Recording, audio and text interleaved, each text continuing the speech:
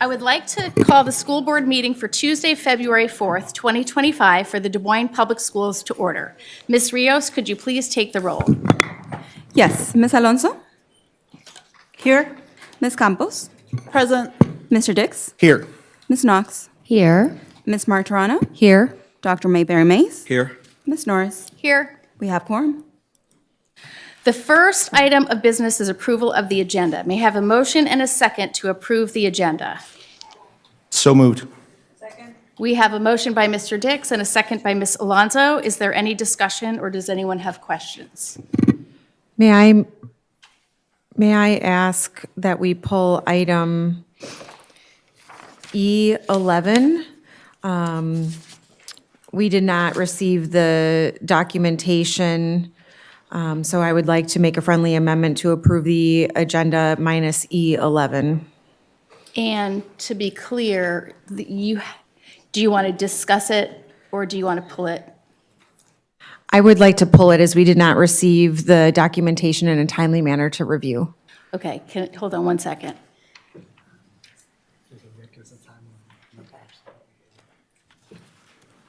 We are operating under a timeline, and so and I think an email was sent to the full board with the information answering questions. And so do you want to we could take a few minutes of a break for people to have a chance to take a look at it? We can go ahead and just pull it for separate vote then. Okay. All right, so a friendly amendment to the agenda. So does everybody approve the agenda with the exception of pulling item E11, which is the, Early retirement. thank you, early retirement. So Incentive again, we'll program. just, all those in favor, just say aye. Aye. Okay. Aye. Wonderful. Okay, here we go. Next, we are moving to the public forum.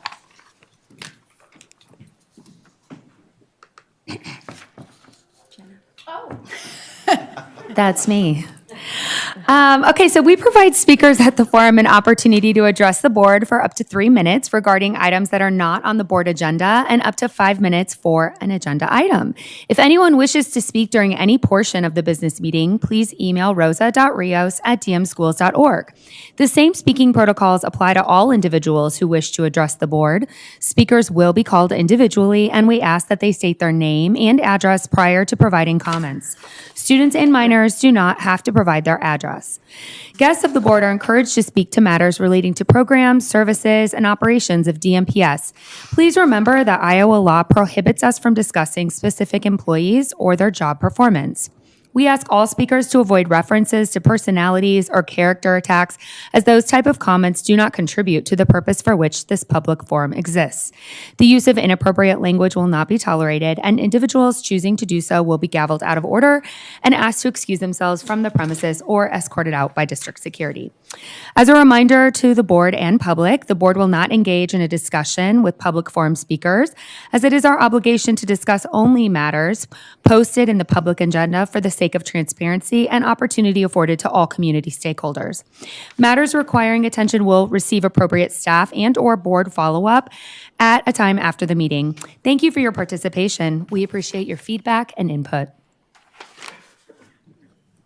Ms. Rios, do we have any speakers for the public forum? Yes, we do. First up, I'll call Steve Meyer.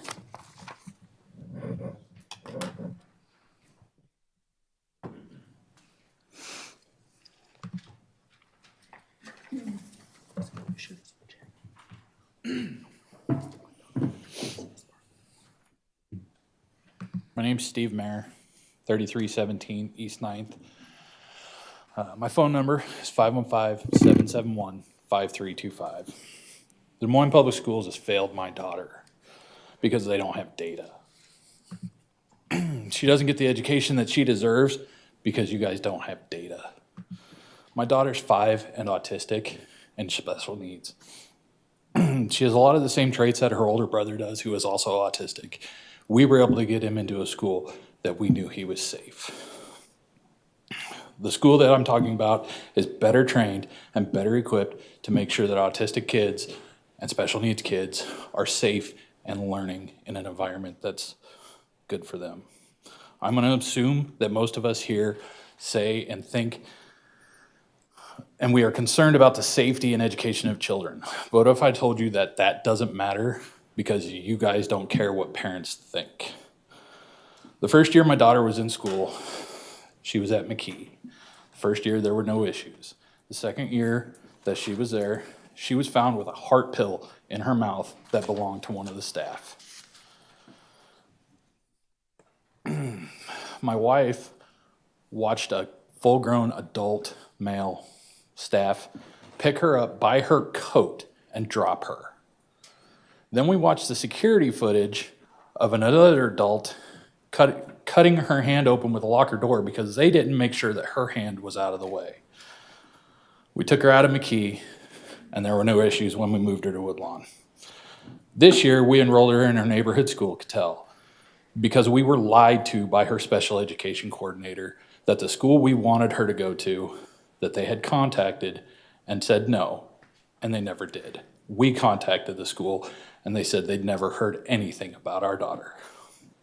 In the 3 months that she was at Cattell, she was bitten by another child with a known biting issue so hard that it bruised her whole upper arm for more than 2 weeks. But you guys don't have data to keep her safe. We watched, the final straw was when they closed my daughter's hand in a door and pinched her fingers because they weren't paying attention. But you guys don't have data to keep her safe, to make it where she can go to the school that she needs. I'm not blaming that school, I'm blaming you guys because all you care about is data. Most kids can come home and tell their parents how the day was, or if something happened, or they got hurt. Now imagine that they can't tell you that somebody hurt them. 30 seconds remaining. Mine can't. My wife's daughter can't. But that doesn't matter to you guys because you have to have your data. As my daughter grows up, there's going to be a lot of things that she may or may not be able to do. And that's something that me and my wife have to face every day. Yet at Des Moines Public Schools, you guys took the opportunity away from her because you can't keep her safe, and what we know as parents on what's best for her doesn't matter because you don't have your data. Our daughter's not data. Thank you. Thank you. Thank you. Next speaker is Daisy Campos Gaitan.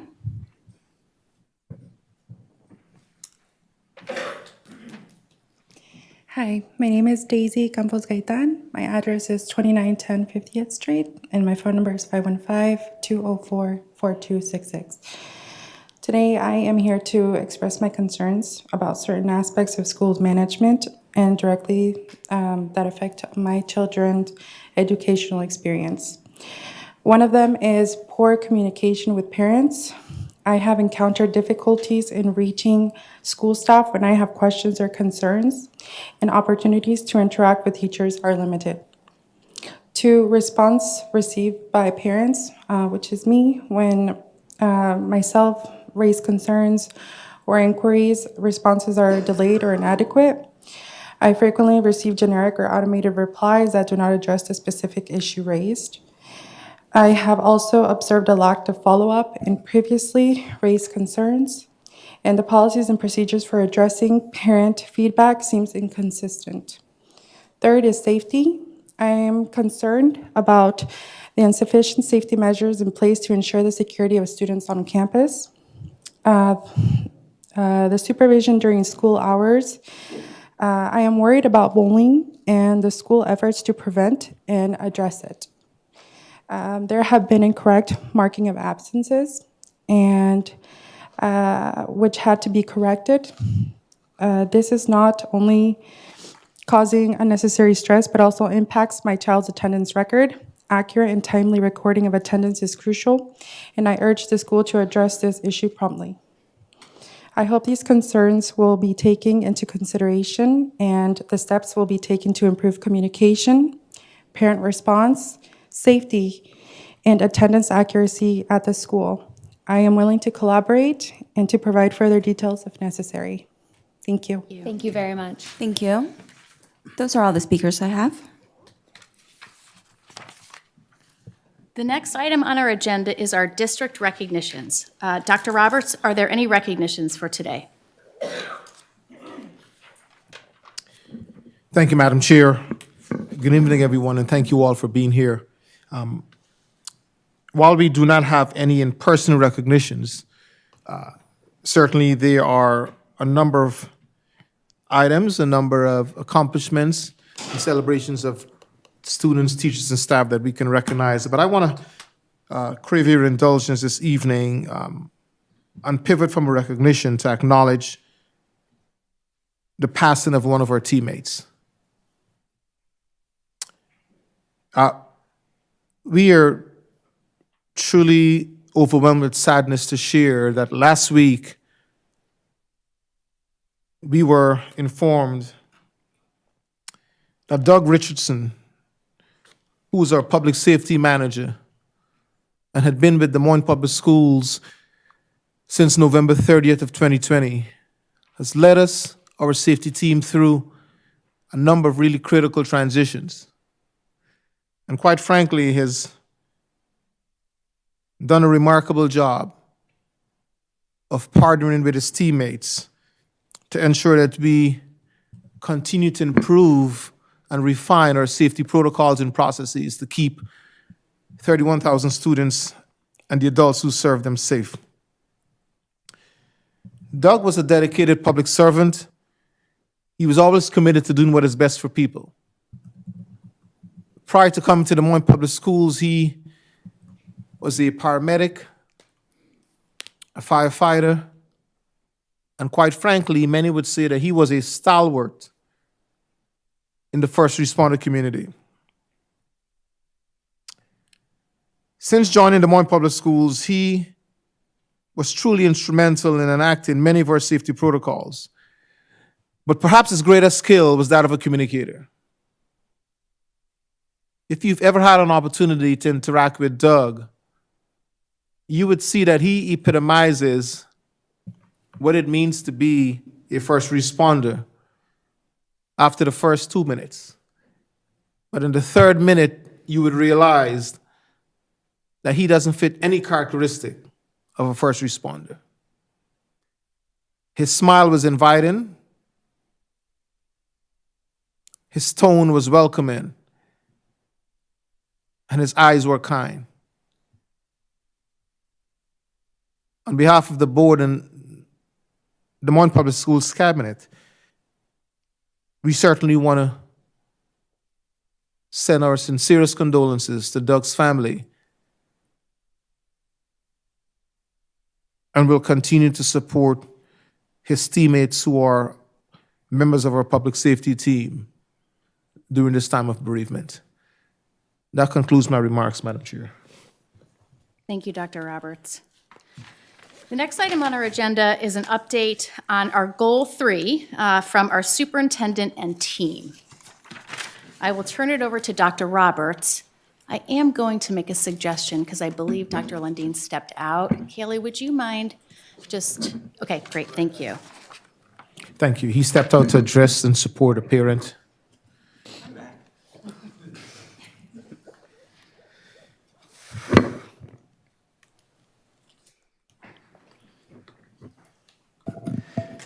Thank you, Madam Chair, members of the board, Superintendent Roberts. On behalf of the Goal 3 Committee, we're excited today to present some new research with you that we believe,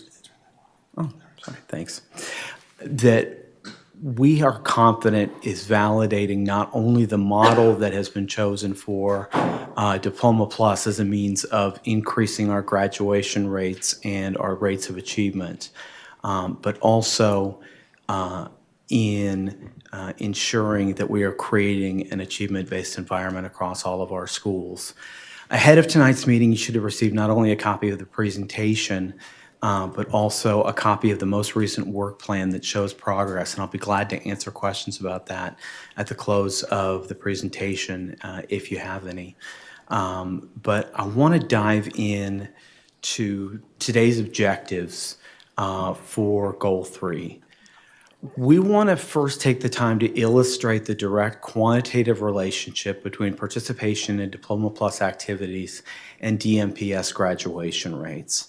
In short, there's been valued questions asked by this board around whether there is a direct relationship between the specific academic and extracurricular activities that are being proposed to be areas of distinction within Diploma Plus, and whether or not there is a correlational relationship between that and increased graduation rates.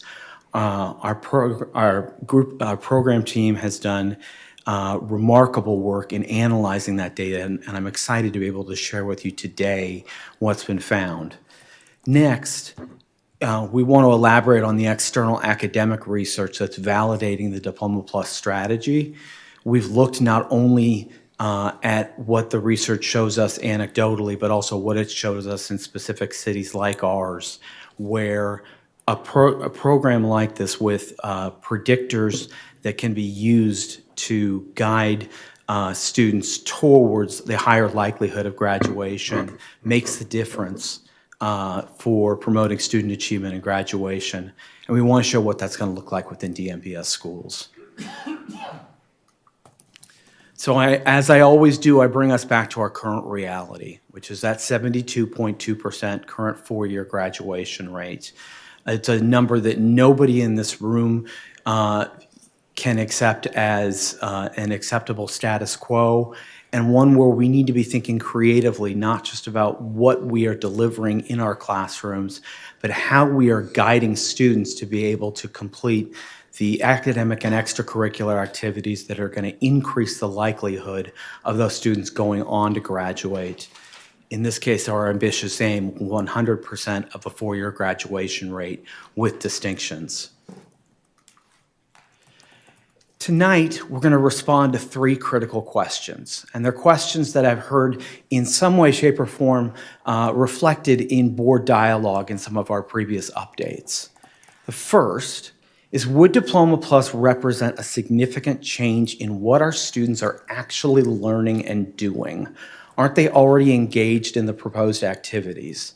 There's a healthy amount of skepticism around the fact that when we shared with you that these are specific activities and opportunities that are available to us within the spectrum of what's offered in DMPS right now, that must mean that they're already part of the lexicon of what students are doing, and therefore that there wouldn't be a direct change in outcomes as a result of students' participation.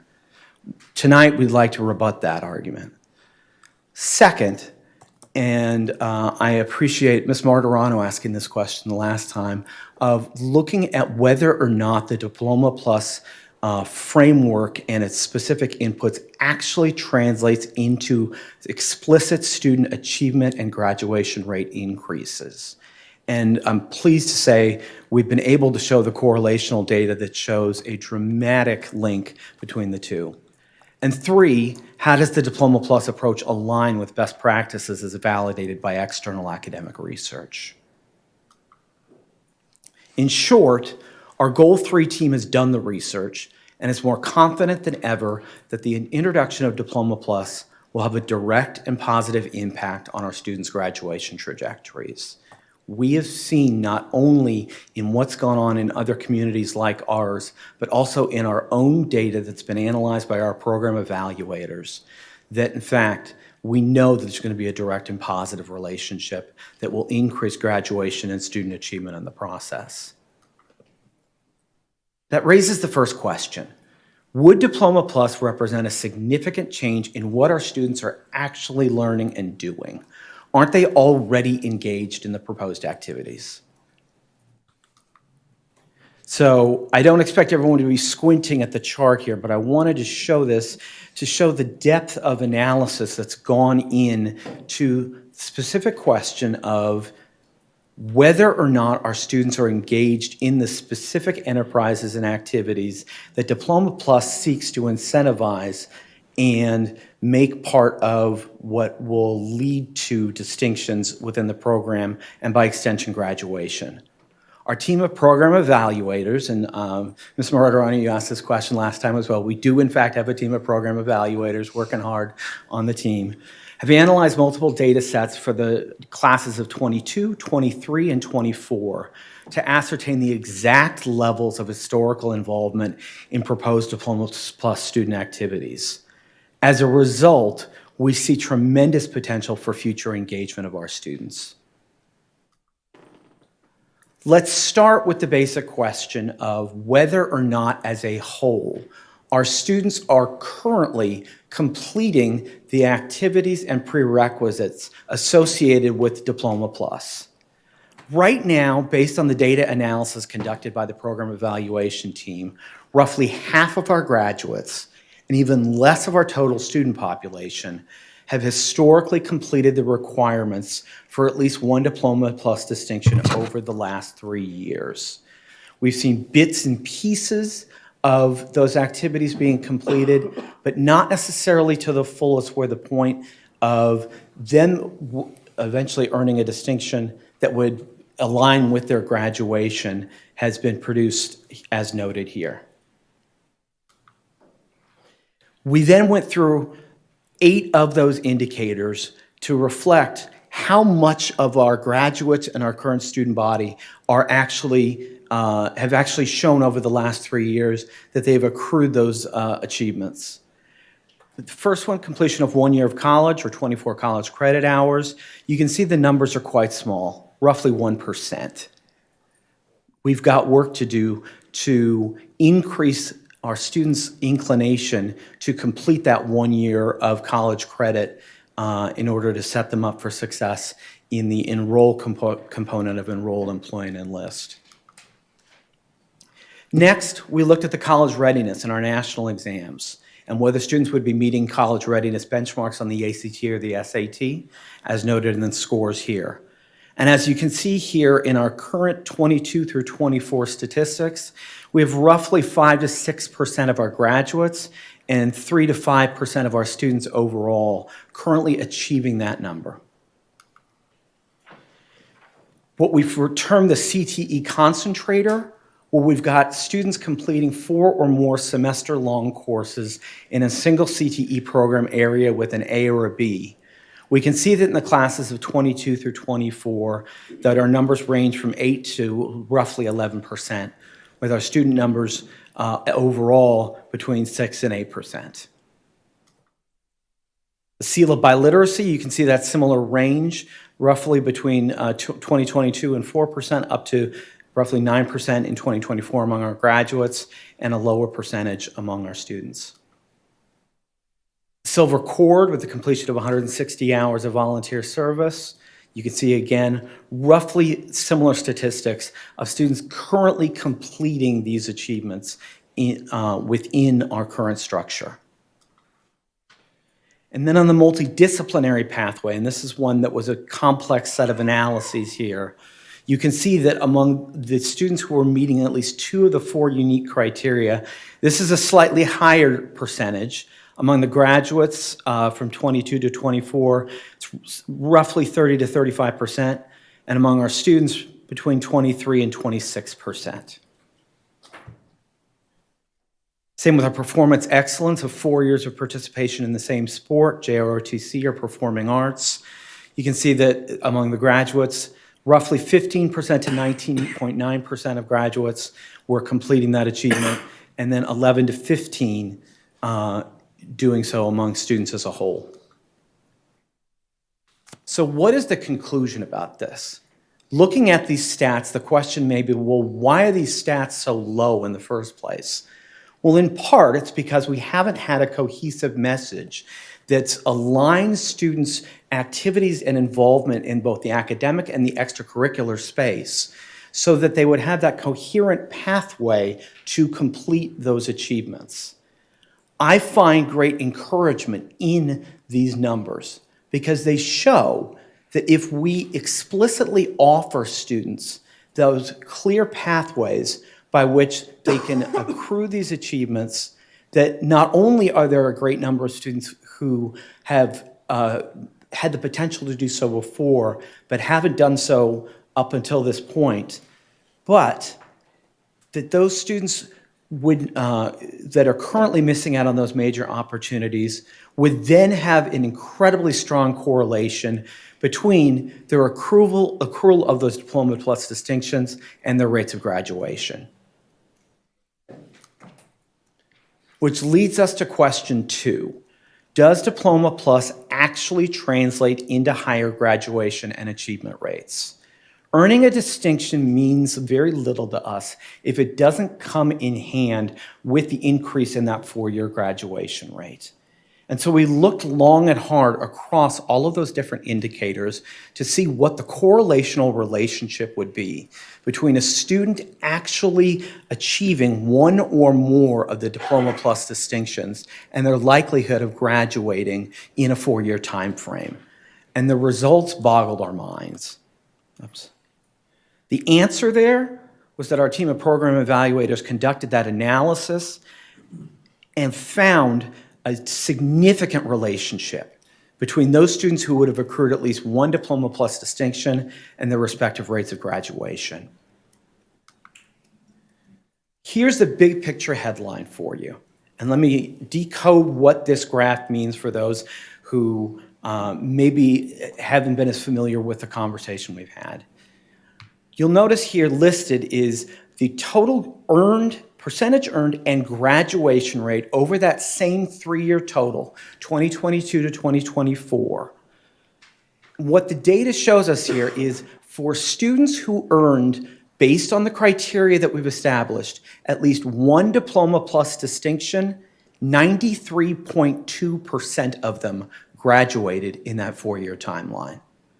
That number increased to 98.8% for those with 2 or more, and 100% for those with 3 or more. We actually found one student who we affectionately termed winning high school because she had 6 Diploma Plus distinctions. She's now doing quite well at the 4-year university of her choice. But even if it's just one, that likelihood of the student achieving that Diploma Plus distinction and them going on to graduate from our high schools with a 93% rate of reliability is remarkable. We then took that apart even further and sought to break it down across each of the areas of distinction that we've highlighted for you in our previous presentations. Now, first statistic I want to clarify there. It says 1+ Diploma Plus. So 1 or more Diploma Plus distinctions had a graduation rate of 96.8%. You'll notice that's slightly different than the previous statistic where it was either 1 or 2. This is the amalgam of both. But as you can see in the statistics reflected here, whether it would be in the 1 year of college, the CTE, ACT, the Silver Cord, Performance Excellence, JROTC, athletics, the numbers are all in the 90 percentile or above. That students who completed these specific areas of achievement went on to graduate from our high schools. That in short, setting up the right cadence of activities and experiences for students dramatically increases the likelihood that they are going to graduate with our diploma in hand at the end of their 4-year journey. So that leads us to a conclusion and a theory of action. If we guide middle and high school students through a rigorous academic advising model and build system capacity to provide students these opportunities, then students will achieve 1 or more Diploma Plus distinctions, which will lead to increased graduation rates. I would be feeling like I was going out on a limb if this wasn't backed up by the research, which we'll talk about in a bit as well. But the research shows us that this use of pre-graduation indicators has been shown to serve as a powerful catalyst for increasing graduation and achievement rates, not only in our respective contexts, but nationwide as well. So to give you a comparison, one example we've shared with you before was that of Kansas City, Kansas Public Schools, which launched its own Diploma Plus program roughly 10 years ago.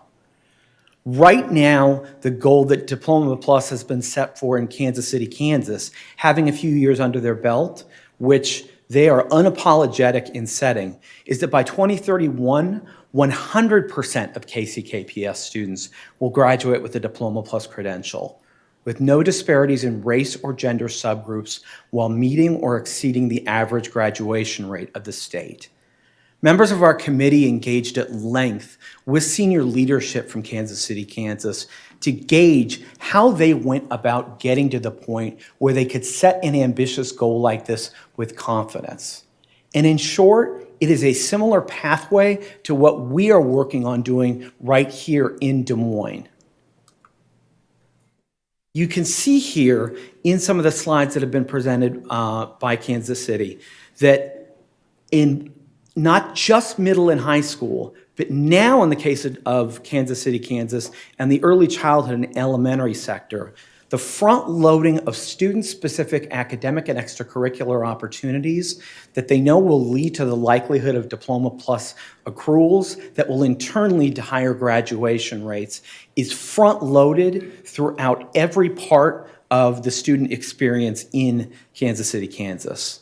And you'll see in the section on the right some of the specific distinctions that using what we hope to have in our signature schools will be able to launch as early as elementary school so that students will be able to be on that track for greater graduation rates and achievement at an even earlier stage than middle school.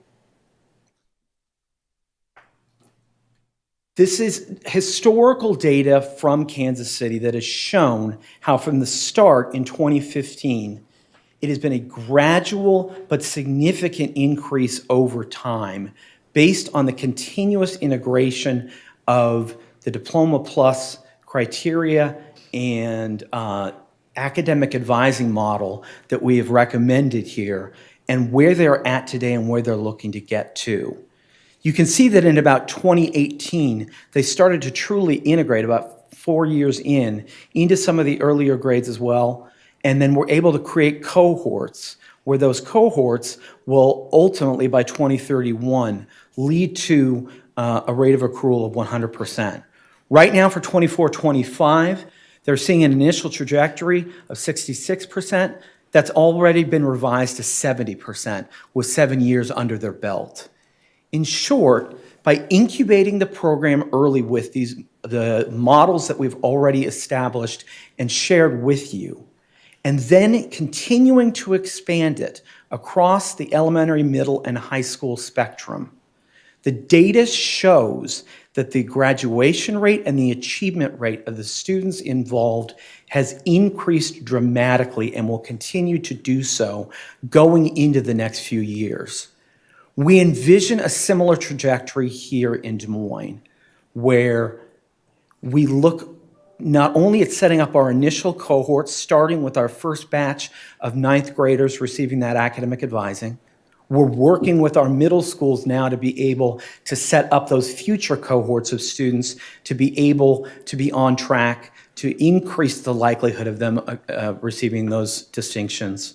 And then continuing to build that out in both directions so that we get cohorts of students in earlier grades who are gradually introduced to more and more opportunities to front load the experiences and opportunities that will lead to their ultimate high levels of graduation. One other thing that I think is important to note in the example of Kansas City, Kansas, is the recognition that they can differentiate what their goals are looking like by school and based on the unique context. When we talked with KCK, they have a combination, as we are aspiring to do, of traditional comprehensive schools and signature schools. And so as you can see within the rates, though all of the schools are looking to have rates of at least 70% of students receiving Diploma Plus endorsements, with 78% or more doing so in this coming year. It's gone on a slightly different rate of increase within their signature schools as it has with their comprehensive schools. But no school has been left behind in being able to show a positive trajectory of students receiving these kind of distinctions and ultimately leading to higher graduation rates. That leads us to the third question, which is how does the Diploma Plus approach align with best practices as validated by external academic research? We've done our homework when it comes to what academia has shown us works in this space. And though we didn't want to bore you with every article, we wanted to give you a couple of the high points that show that this specific model, that of using pre-high school and high school indicators as a means of almost incentivizing the likelihood of a student going on to graduate in a timely manner, works and is in alignment with what we see for not only post-secondary success in the enrollment in a four-year college or university space, but also doing so in the employment and enlistment space as well. So in short, research has validated the power that the strategic selection of specific post-secondary readiness indicators can have on the rates of graduation and long-term success of our students. We started looking at a study from 2024 entitled Knocking at the College Door: Projections of High School Graduates. And what it showed us was that the timing of our introduction of Diploma Plus is very appropriate given that high school graduation rates across the country are expected to peak in 2025, but will then be followed by a steady decline through 2041. We need to be proactive in recognizing that if national trends are moving in a direction of declined graduation rates for a number of reasons, that we need to be moving proactively now to counteract that trend and increase those graduation rates within Des Moines and reverse that trend locally. I would next refer you to a study that's been conducted by the University of Chicago Consortium on Chicago School Research on selecting effective indicators. Specifically, the indicators that we've shared with you, all those 11 different criteria that we presented to you several months ago, there was a method to the madness in selecting which ones of them made sense for being likely to be triggers for greater graduation rates.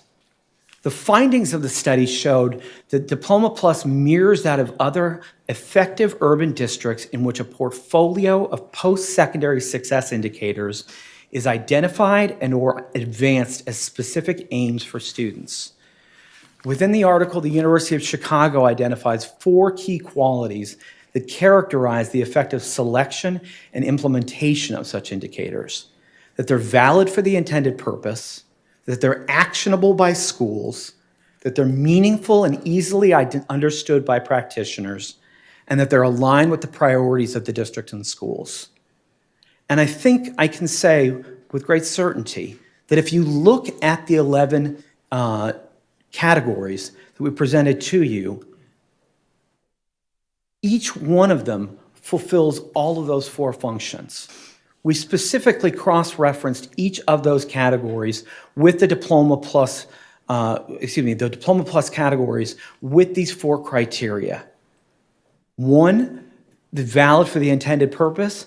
The Diploma Plus options reflect the body of research that identifies the readiness indicators for college, career, and life.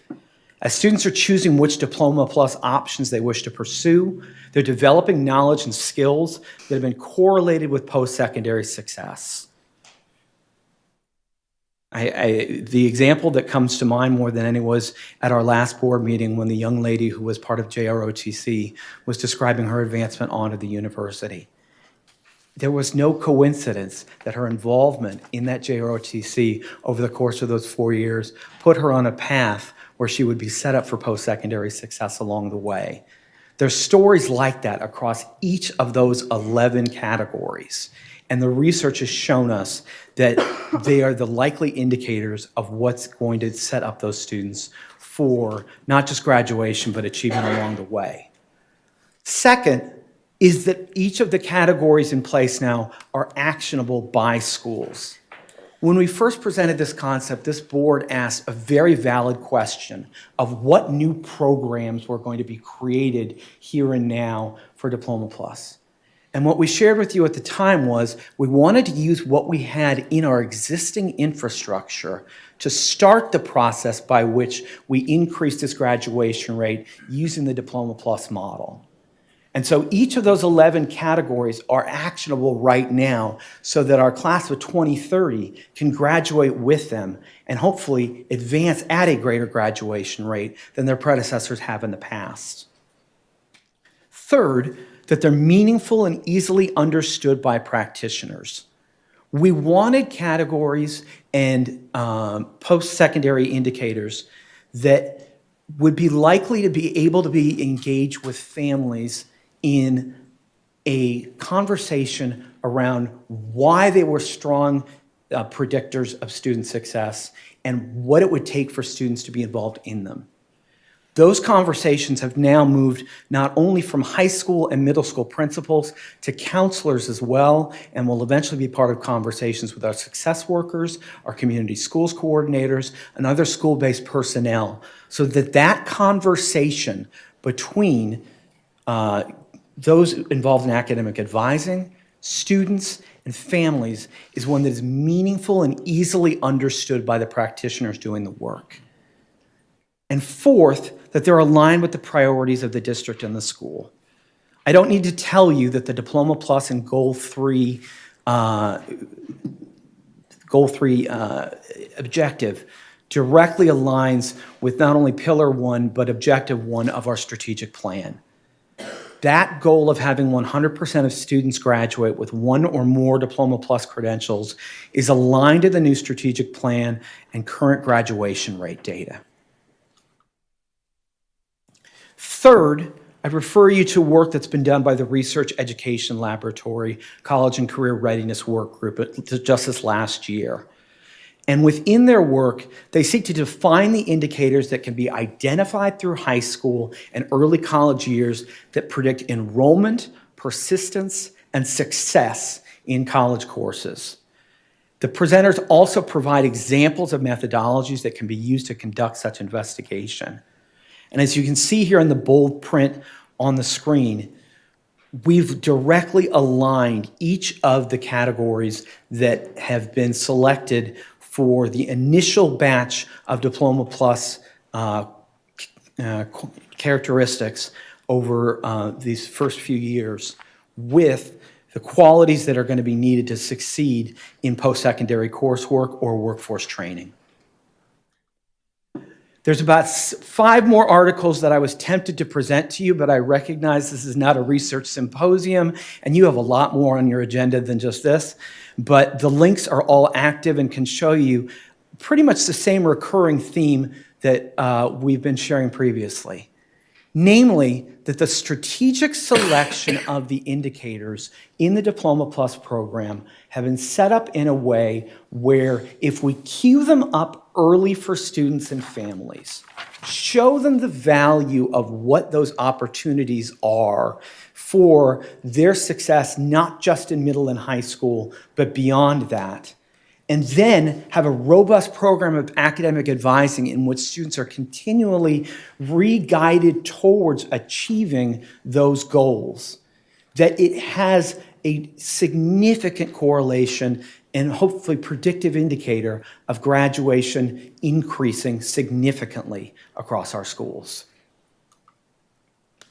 So that leads us to our next steps, and I know that Rosie's also provided you with our most recent edition of our work chart and our progress. And as you can see on the chart, significant work has been conducted across all of the various areas, ranging from working with our counseling and support team to familiarize them with what it's going to take to ratchet up the degree of academic advising that's going on in our program, continued gap analysis of what additional opportunities are still needed in our high schools, to interaction with key constituencies, both within and outside of schools, in order to get them vested in Diploma Plus being the vehicle by which students are going to be able to achieve at greater levels.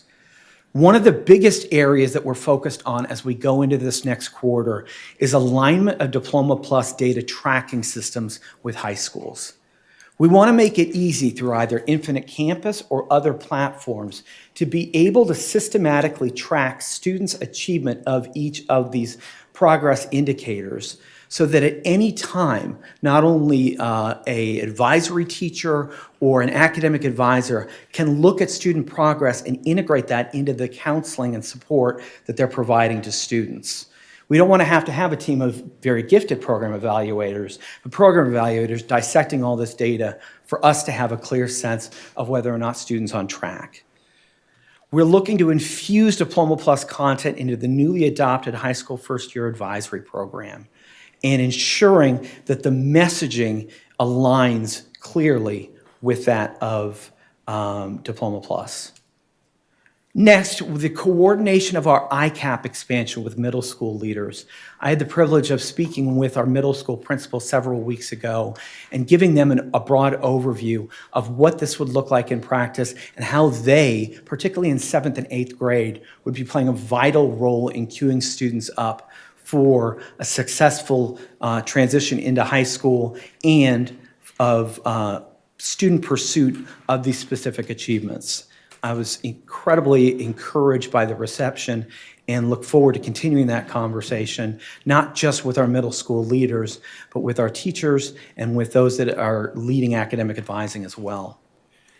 Next comes the development of student and family-facing communications content designed to inform key constituencies about the components of Diploma Plus. One of the things that's going to be very important is that there is a buzz around the idea that something different is happening in our high schools when it comes to graduation. And also advertising some of these opportunities that students and families may not otherwise know about, but that can get them to the point where they earn special distinction in their own graduate studies. So we're going to be working closely with Phil Rader and our communications team in developing that content that can get shared out to families, hopefully within the next quarter. And then finally, continued coordination with the Reimagining Education team on prospective future academic pathways and Diploma Plus distinctions. We do not see these 11 initial categories as the limit for what Diploma Plus can offer us in terms of a catalyst for improving graduation and achievement rates. We see that as just the beginning. So with that, I thank you for your patience and your indulgence. We hope that you share our enthusiasm about the prospects of this initiative and that, as is evidenced by the data, that you see the possibilities that we see in utilizing this platform to dramatically increase graduation and achievement across our schools. With that, I welcome any questions you might have. Great, thanks, Dr. Lundin and Josie and Tasha and all the individuals who've been part of this. Board members, I think we'll just open it up for questions that people would like to ask. I don't have really any questions, but I just want to thank you guys so much for this. I know this has been really tedious probably sometimes because we have put a lot of stuff that we wanted out here and on this, and I just want to thank you guys for doing this for us. You're very welcome.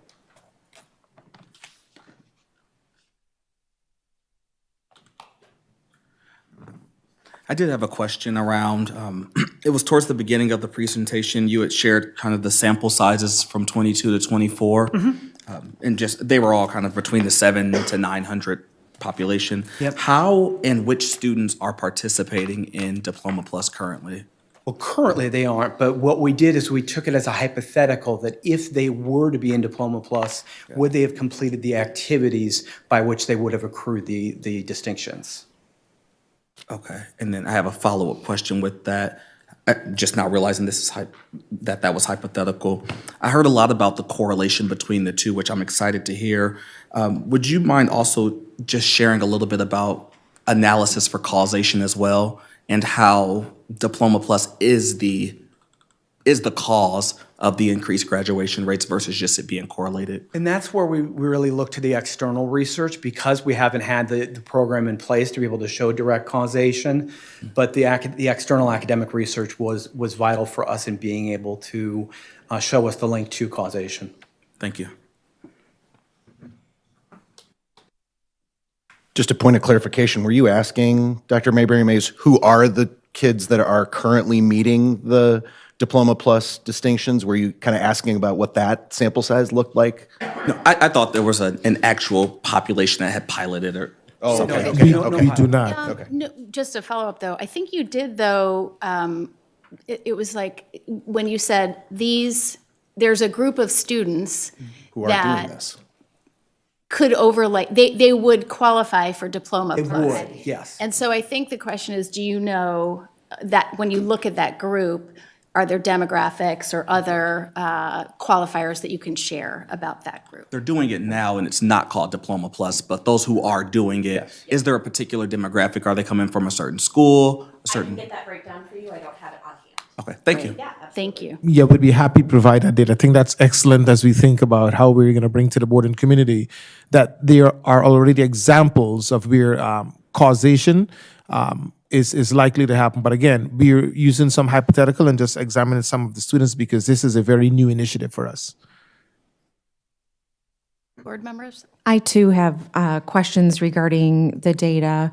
You talked about that correlation, and you said that this is translating to higher rates of graduation. You said this is dramatically increasing the likelihood, but nowhere in this presentation did you show us percentages of students that were not in one of those Diploma Plus programs. Am I mistaken? That were not in the program. So you gave us, from slides 8 on, you gave us that 3-year hypothetical. If a student met this criteria, then they met, by literacy, for example, one of those programs. But there's nothing to compare it to show the students that are not participating. So you just gave us one set of data, not the set that says students that did not fall into this. Yeah, and we can run that we can run that calculation, but just from kind of a math perspective, right? If we're looking at the students who do have Diploma Plus are graduating at a 95, 98, 100% rate, then the students who aren't graduating are going to be falling into that category of students who aren't.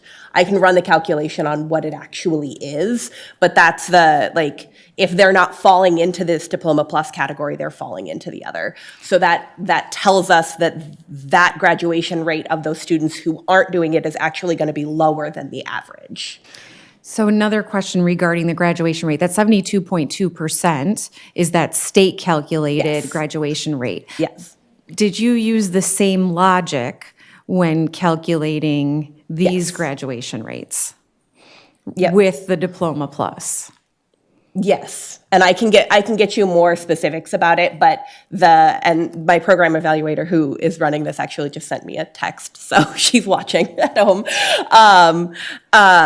The students not completing, so to answer your first question, the students not completing Diploma Plus graduation rate is about 65%. So compared to that 72%. And then the graduation rate, the percent of graduates and the count of graduates, the total graduate number we're using from the school performance profile, so from that state-based calculation. Okay. And then on slide 20, when you've presented everything before slide 20 in annual data, 22, 23, 24. And then on slide 20, you gave us 3 years worth of data. And I heard in your presentation that you had an N value of one student. That is, in my opinion, not a sample size that I would report out. And I wondered, what are the N values of the others, and why did you compile that into, or present it in 3 separate years and then compile it into one in that slide 20? We'd be glad to break that down for you as well. I think for ease of analysis there, we simply just consolidated into a 3-year total. Okay. So I'm hoping to hear that the other N values are higher than Yes. one student. Correct. So yeah, the 1 diploma plus, 2 diploma plus, 3 diploma plus, those are all significantly higher. It's just, once you get up into that 4, 5, 6, that's where you get into small N counts. Okay. Yeah, so if you look kind of above, that's where you'll see that, I'm sorry, I'm looking at a different spreadsheet. So in the slide, if you're looking at the slide deck, on slide 8, it's kind of small, but that completed at least 1 diploma plus that you'll see at the top of slide 8, that's that broken out by year in both the count and the percent of graduates. So you can see we're looking at 22, about 880, 23, 836, 24, about 874. So that's where the summarization was just to make it easy to see them kind of all in one place aggregated. When we were looking at those multiple collections of Diploma Plus as opposed to the singular. But I can get you the counts on those. Only if it's already run, I wouldn't. I mean, I have them. Yeah. They're, so for just kind of at a snapshot, for kind of the 2 for cohort 22, we were looking at 255. For cohort 23, 249. Cohort 24 is 260 for those multiple. And then it kind of decreases from there. Okay, thank you. Mr. Dix? Just because we're supposed to be thinking about resources and resource allocation on this board, my question was, it seems to me the key to all of this is the early counseling that you're talking about in junior high. How many more counselors are we going to need, and do you know how much more time students are going to need with a counselor in order to come up with these plans or to be aware of the pathways ahead of them? Because experience would tell me that right now we don't have a lot of counseling time focused on this in junior high. So I think a big part of ensuring that we can maximize the amount of counseling time was the shift towards the ICAP model that we talked about previously. And Erin Kruger-Cavazos, our head of counseling, has been working with our immediate team of counselors and academic advisors to be able to prime them there. As we grow out the program, I think we're going to need to map out what that looks like in terms of a higher level of academic advisement. We're also looking in the 9th grade level at the creation of basically high school style houses that would lend themselves more immediately towards teachers being able to provide that sort of academic advice as well, and looking to hopefully adopt that for the next academic year. So in answer to your question, there is not an expectation of addition of more counselors for the coming year, but it's something we need to be looking at longer term. You started to answer my second question. Talk about that first-year advisory program. Are you talking about advisories that students would keep through high school, or are you talking about simply a first-year advisory house program, call it what you want? Would students stay with their advisories through high school, or would that simply be a freshman year program? I don't want to get ahead of the high school team because they're working on that right now, but I know when I come back with the next update, we'll have an update for you. Ms. Alonso? I just have one question. On your slide of our next steps, bullet number 4, in communications, family engagement is so important, so vital. I'd like to know what strategies are you employing to ensure all families have this knowledge in a timely manner?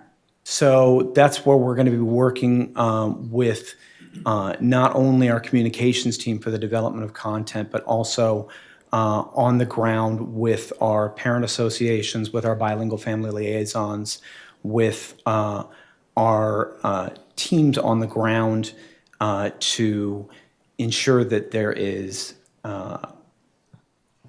a robust set of opportunities for families to be informed and students to be able to ask direct questions about that. I would also hope that we can be using our technological platforms, Facebook and Facebook en Español, as well as some of the tools that our communications team has at their disposal to be able to get the word out through multiple platforms. Ms. Knox? So I'm not a data person. I leave that up to Kim. But what I do agree with, just from my personal experience and that of my daughter, who's, in this middle school age, is that how important it is to have opportunities outside of academics and how important it is to have rigorous academic advising. So I love that is, I agree with your conclusion, even though I don't know if the data is right or not and leads us there. But my logic says that this makes a lot of sense. And I really want to see it properly funded. And I would love to see us, capacity to have more opportunities for students, I think is what I want to see at the end of the day from this. Thank you, Ms. Knox. I think that really leads to one of the future updates that we're going to come to the board with, and that is really the critical nature of resource allocation or resource reallocation.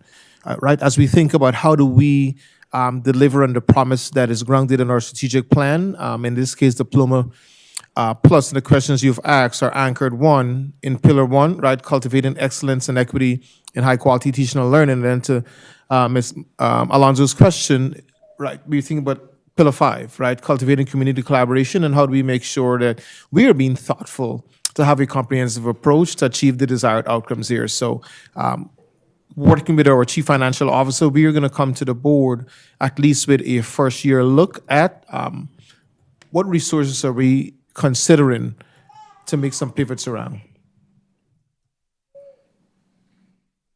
Dr. Landine, I have a few questions. The first one, I notice as I look at this, one of the things that stands out is that kids who work don't have an opportunity to actually participate potentially in Diploma Plus. Can you refute that? Yes. Right. So if you work after school, and so athletics, activities, things like that are hard to achieve, can you address a pathway forward for those students who have to work? Absolutely. So I take, for example, our multidisciplinary pathway that includes AP classes, CTE pathway courses, or college credits, or 4 semesters of fine arts, or participation in speech and debate or annual theater. Same holds true. Can you go back, though, for a minute? Just to push a little bit. So theater and speech and debate, those take place during the day, during class time? There are classes during the day, yes. Okay, thank you. Silver Cord volunteer service during the high school can occur both after school and within school times as well. Seal of Biliteracy is one where the conditions by which students earn that would be occurring during the school day as Great. well. CTE Concentrator, completing 4 or more semester-long courses in a single CTE program with an A or a B. The answer is yes, exclamation mark. We have pathways, right? Thank you for that. Second thing that I would ask, I think there's a big, bold vision that students could graduate with their associate's degree, and I noticed that you are not holding up, you hold up 1 year of college, not 2 years of college, and I'm wondering if there's a reason why. I think I would love for us to be moving forward with an associate's degree. I think it's a question of getting to the point where we get that first year as a habit under the belt first and then expanding out.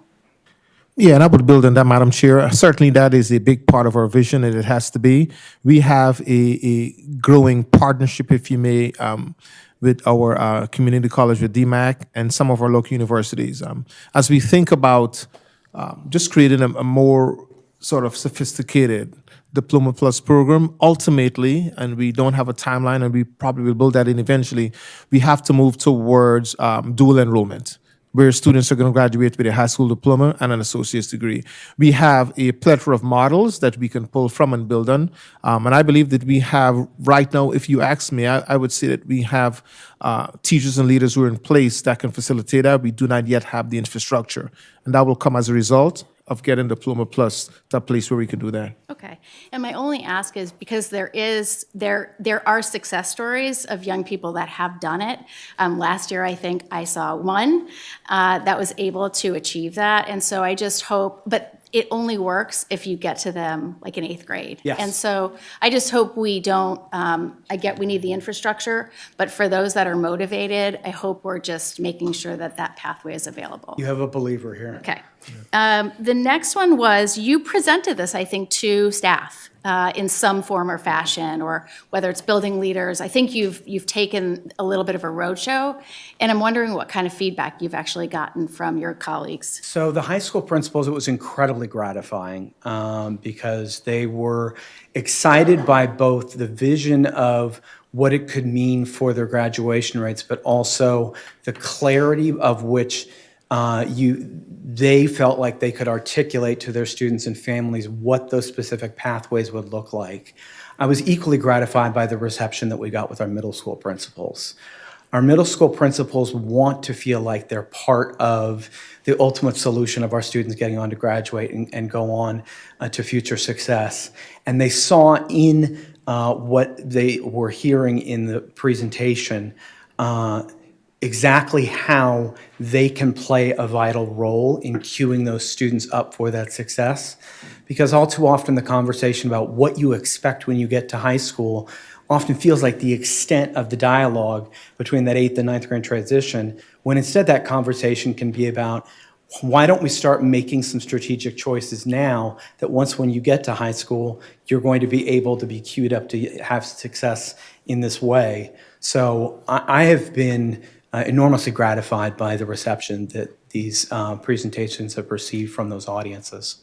Great. What do you think is the one, like the biggest challenge that you heard about in terms of implementation? I think the biggest challenge is just making sure that we have clarity of messaging among all of our stakeholders around what Diploma Plus is and what it isn't. And making sure that whether it is the success worker, whether it's the principal, whether it's the academic advisor, whether it's the teacher, that we've got universality in terms of being able to have a common language when it comes to not only what this is, but how it is accessible, to your point, to multiple student audiences. Great. And I think just to follow up, and then I'll end, which is, I was looking at the strategic plan, because in it, there's words, there's life, college, career, there's enroll, employ, enlist. Yes. And I would say it's been interesting. I think I've gotten more feedback from people on the word enlist. Yes. And so I just hope, wondering, does service, national service count as part of enlist? I just hope as you're thinking about messages and communication that you'll kind of come up with the themes that are clear for the general public to understand. As a former AmeriCorps participant myself, that idea of service is something that is near and dear to me. And yes, we will work to make sure that we have clarity around that messaging. Great, thank you. Board members, other questions? Great, thank you so much. Thank you. And Josie, is it Kaylee that's online? Bridget. Bridget, okay, thank you, Bridget, as well. Let's see, we are now going to move to the consent agenda. And for our colleagues, as a reminder, there is a friendly amendment on the consent agenda, and that is that E11 is moving to other. As a reminder to the board and public, the board will not engage in discussion or deliberation with a speaker regarding comments made to agenda items. Discussion and deliberation will remain among board members at the board table, with speakers' comments informing the board's discussion, deliberation, and determinations as deemed necessary. Ms. Rios, do we have any speakers? No speakers. Ms. Knox, I believe you have the consent motion. I sure do. I move that the board approve the consent items in accordance with the recommended action for each item on the consent agenda, including bills previously authorized, certified, and approved for payment by the board secretary in the amount of $2,980,918.56. Is there a second? Martirano, second. We have a motion by Ms. Knox and a second by Ms. Martirano. Any discussion or questions? Board members, please cast your votes. The consent items are approved, 7-0. We will move on to our other business. The first item is E11, the Early Retirement Program. Superintendent Roberts, would you like to introduce the matter? Certainly. Thank you, Madam Chair.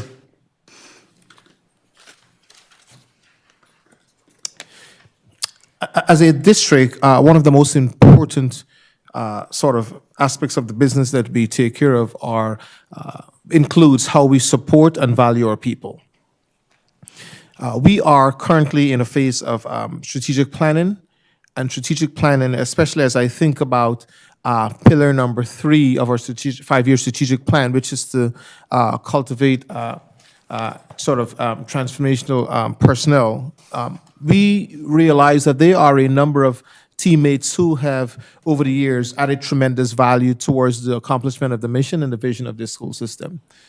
And what is on top of mind for us is the consideration that while some of our teammates have given years of service and are considering retirement, we know that a big decision around retirement sometimes involves people's financial reality. And having consulted with some of my cabinet members, I thought that it would behoove us to consider offering an opportunity that allows many of our teammates to not only exit the district if they so choose to retire with dignity, but for us to show them how much we value them. And while this comes at an additional cost to the district, I thought it's prudent for us to offer this option. Historically, we've offered this option of an early retirement incentive to many of our teammates in other positions at lower ranks. And I think, this is somewhat unprecedented that we offer this retirement incentive to teammates who are in positions of leadership. And so with that said, I know that we also have a timeline within which we would have those teammates who so choose to indicate that they want to take advantage of this, and hence the reason for us bringing it forth to the board today for consideration. And quite frankly, in the spirit of transparency, that timeline is just about 45 days. We have until April 1st, backwards mapping to 45 days. And so if the board so chooses, we would come to you with just tremendous thanks and appreciation if we can have action on this item this evening. Great, thank you. Prior to discussion, may I have a motion and a second to approve this item? Knox move.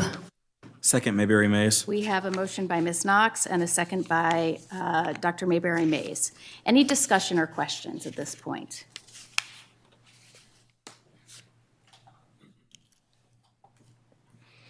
I know that we approved, this is the revised version. We approved the previous version at our last meeting.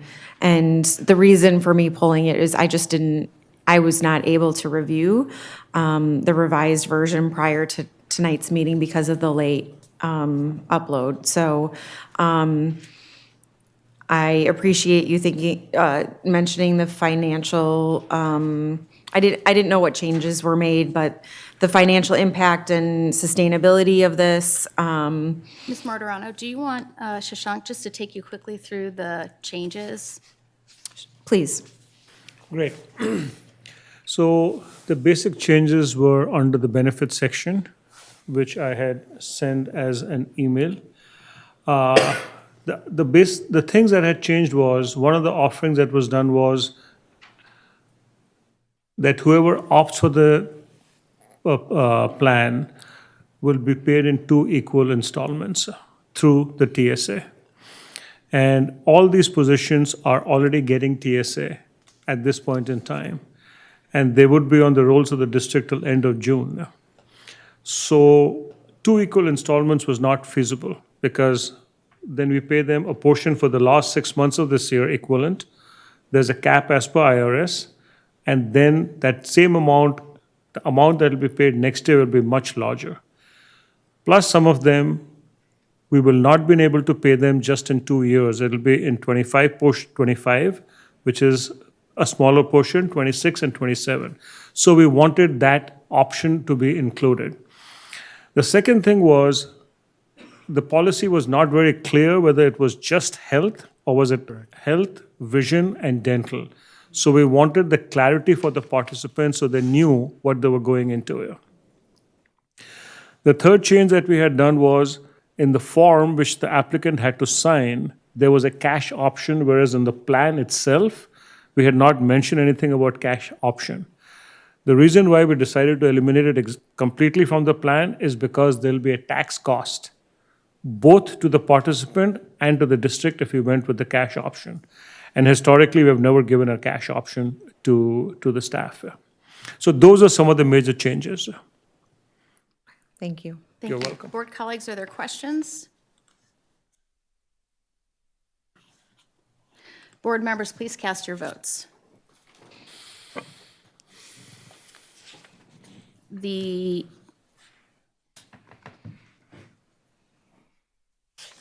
vote is approved, 6-0. Next item is F1, School Budget Review Committee, SBRC, request for modified supplemental amount for abatement projects. Dr. Roberts, please introduce the matter. Thank you, Madam Chair, most certainly. I recommend that the board approve the requests and exhibits as presented for a hearing with the SBRC for modified supplemental amount of $88,555.87 for asbestos abatement projects during the period of July 1, 2023 through June 30, 2024 that were paid for using general fund dollars. May I have a motion and a second to approve this item? Martirano, so moved. Knox, second. We have a motion by Ms. Martirano and a second by Ms. Knox. Any discussion or questions? Board members, please cast your votes. The vote is approved, 6-0. Next item is F2. By the way, I should have clarified on E11, the vote was 6-0 with one abstention. Thank you. Next item on F2, request for School Budget Review Committee for Special Education Administrative Costs. Superintendent Roberts, would you please introduce the matter? Yes, Madam Chair. I recommend that the board approve the application to the School Budget Review Committee in the amount of $379,121.02 for special education administrative costs associated for the 2025-2026 school year. May I have a motion and a second to approve this item? Martirano, so moved. We have a motion by Ms. Martirano and a second by Mr. Dix. Any discussion or questions? Board members, please cast your votes. Oh, it's not working. There we go. The vote is approved, 6-0.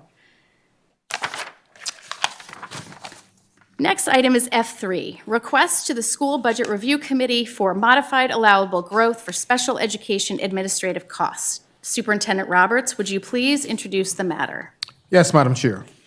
I recommend that the board approve the request to the School Board Review Committee for modified allowable growth in the amount of $2,229.58 for special education administrative costs associated with River Hills Consortium Program for fiscal year 2025. May I have a motion and a second to approve this item? Martirano, move. Dix, second. We have a motion by Ms. Martirano and a second by Mr. Dix. Is there any discussion or questions? Board members, please cast your votes.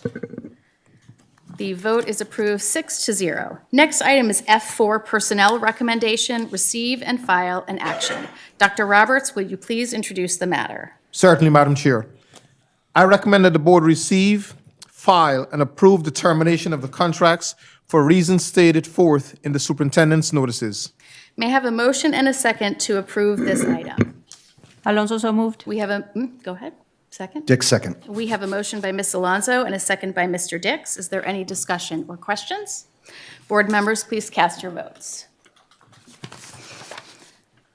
Next on the agenda is information only. The DMPS Foundation meeting minutes from January 2025 are provided. We now move to items of privilege. I would like to ask if our board members would like to share anything.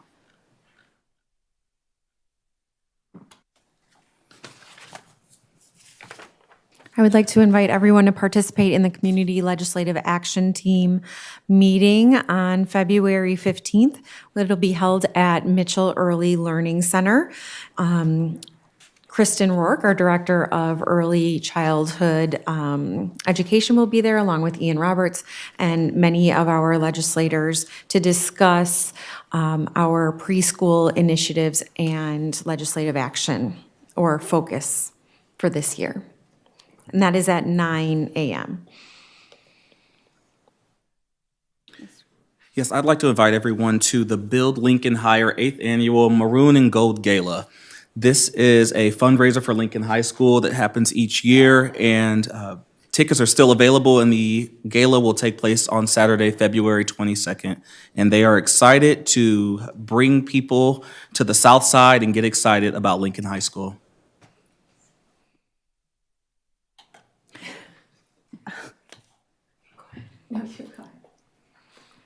I would like to say thank you to all staff, admin, everyone working in the district who have been so supportive of families, immigrant and refugee families in our community that are being very much affected by recent and current events.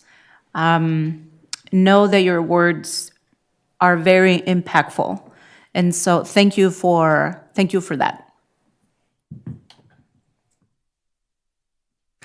This is the last call for tickets for the DMPS Foundation dinner, and Kaylee informed me we're $750 away from $100,000. So come on, people.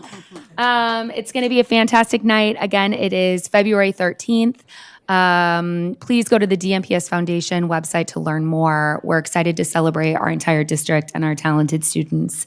And we would love everyone to join us. So thank you. I think I'll just close by actually saying thank you to all of my board members, my board colleagues, and superintendent.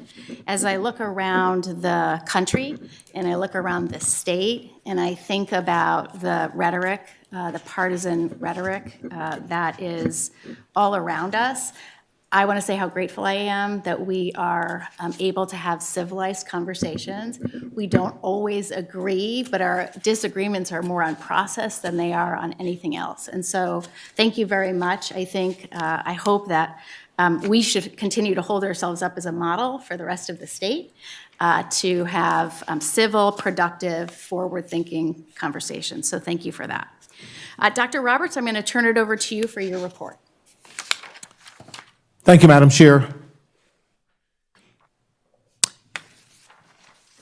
Carter G. Woodson is noted to have proposed that those of us who occupy the soils of the United States of America acknowledge and celebrate the amazing accomplishments of individuals who are descendants of slaves, who are Black, who are Afro-Americans, who've often gone overlooked. And Negro History Week certainly was the impetus for the eventual 1976, I believe, approval by President Ford of the first African American History Month. There is no question that 1 month is never enough to celebrate the outstanding and amazing and often underlooked accomplishments of those of us from the diaspora, whose descendants and ancestors did not come to these lands willingly, but were brought here in enslavement. And while every single day and every week, every month, and every year, there are moments and opportunities for us to celebrate.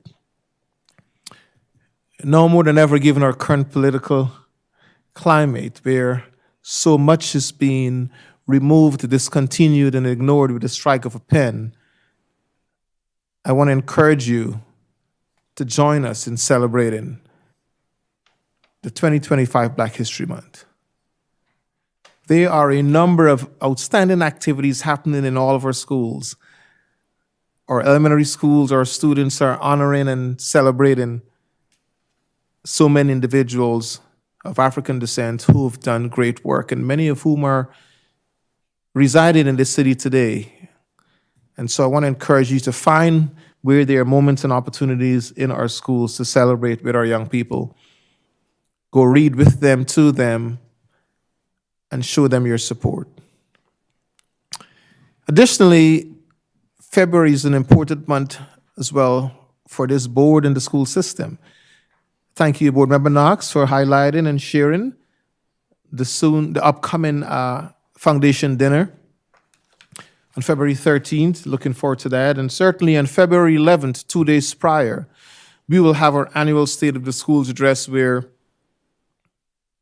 our board chair will share remarks which includes a celebration of so many outstanding accomplishments in the district. That will be followed by remarks and sharing as well from yours truly as I talk about the vision that we have for Des Moines Public Schools that will be anchored in our 5-year strategic plan. At this year's State of the Schools address, we are going to roll out in detail and add some granularity to our Reimagine Education plan, where we will talk about the vision for the district over the next 10 years. You don't want to miss it. You want to be there. Our communications and marketing team will also have some goodies and treats for you that you will want to have. It's a once-in-a-lifetime opportunity to have some of the trinkets. I say that because it includes a hard copy of our strategic plan. But we welcome you to come and join us. We're looking forward to that. So 2 really big and important events. February 11th at North High School. Go Polar Bears. Thank you for your hospitality. And then on the 13th, the foundation dinner. Thank you, Madam Chair. And that concludes And my Dr. remarks. Roberts, just to clarify, it will be online, the February 11th event, if people can't make it in person. And you'll also be rolling out a series of community sessions where the community can listen to the presentation and learn more. Is that right? That is accurate, Yeah. Madam Okay, Chair. great. Thank you for that reminder. Yes. Great. Well, thank you, everybody, for joining this evening. We really appreciate you being here. The meeting is adjourned at 6:57. The board will take a brief break and move into an open work session to discuss governance, board governance, followed by a closed session on personnel. Board colleagues, if we can reconvene no later than 7:05, that would be great. Thank you.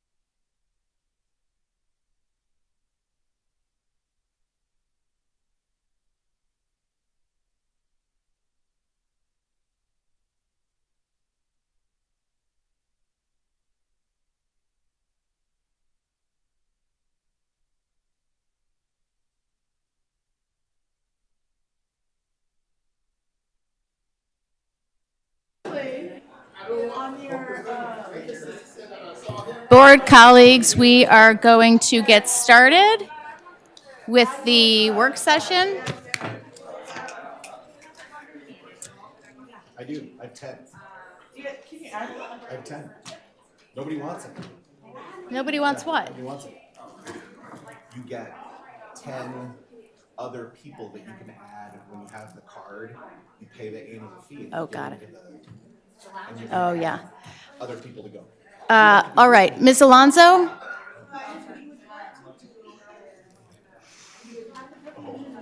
have to get my credit card. No. Yes. You get the card, but then you stop it. I'll give it a whole minute. I have it all listed out. This is why, now I remember why we didn't do it for people who are working. That's totally why. Okay. All right, you two, you chit chatters, you can cover that afterwards. It is 7:07, and I think I think the time limit is an hour max. And what I want to do is, first of all, call your attention. Rosie has given you 2 handouts. One is an agenda, and one is an Excel spreadsheet that looks like this. That is the feedback that was provided by all of you just the other day. It's also emailed to you, so for those of you that would rather just see it, thank you so much, see it on your computer, you can do that as well.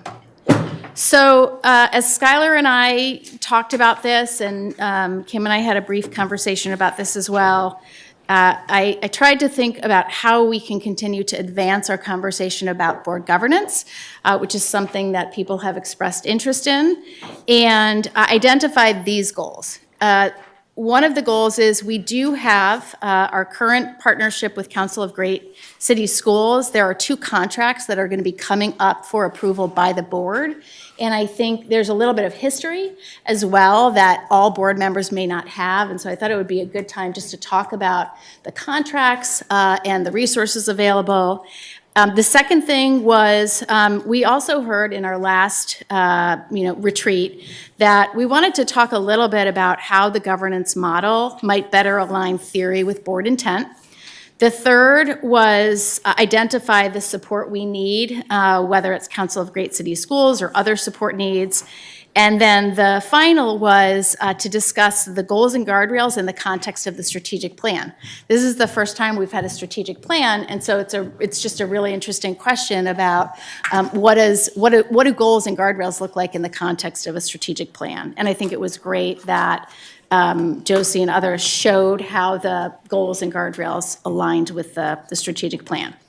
So how do people feel about those goals, and does anybody want to add any goals to the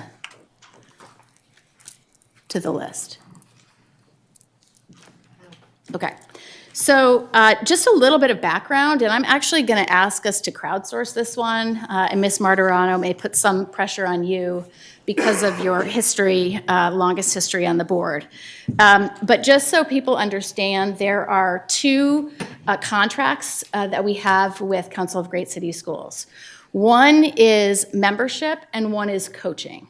And so the membership, I'd love for you, Ms. Martirano, if you're comfortable, just talking a little bit about the membership and at a high level, and then I'll also share what we've heard from Dr. Roberts and Shashank and others about the benefits of membership. Des Moines has been a member of the Council of the Great City Schools and is a member of the council because of we are the largest school district in the state. So there are different ways that you can qualify to be a member of the council. It's either based on you being the largest district in your state or having a student population of 35,000 students or higher. And the council provides to us resources that are very specific to school districts of large urban public schools. We have unique challenges that many of our fellow Iowa school districts do not face. And so it really gives a consortium of just incredible knowledge and talent, not only at the superintendent level, but CEO level, technology level, curriculum and instruction. We have task forces, I guess, that focus on Black and Latino male achievement. And we have another task force that focuses on Black and Latino female achievement. We have task force that focus on governance, policy, and legislation. I'm missing another one, but the focuses that the council offer is really helping provide the largest school districts in the country the resources that they need in order to improve student outcomes across the country. And I believe that our membership is invaluable. That was a great overview. And I think I speak for Dr. Roberts and Shashank and Josie, and there's a few others who've said that they really appreciate the peer network that this brings and the data comparisons, which I think are, I don't know if you can access them online, but they're provided annually, so you're able to look at other districts and make comparisons as well. So Yes, that is correct. The other task force that I forgot to mention were our English multilingual learners and focusing on their achievement as well. Great. So yeah. Anything else with that? Just high level, you did. And so now what I'm going to try and do is also then talk about the, oh, thank you, so the second contract is a coaching contract. And the coaching contract and the membership are linked, but they're separate contracts. And so, Ms. Martorano, can you, because you took the board through the history, can you talk about the linkage between the two?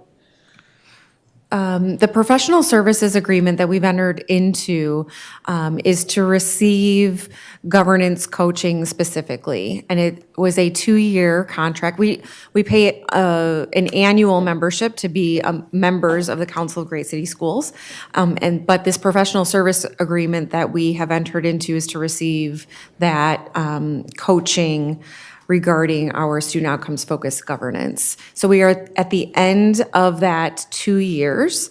The council, do you want me to go into the voting and thing? if you Okay. don't mind. The professional service agreement that the council provides has a different price if it is a unanimous vote versus a non-unanimous vote by the board.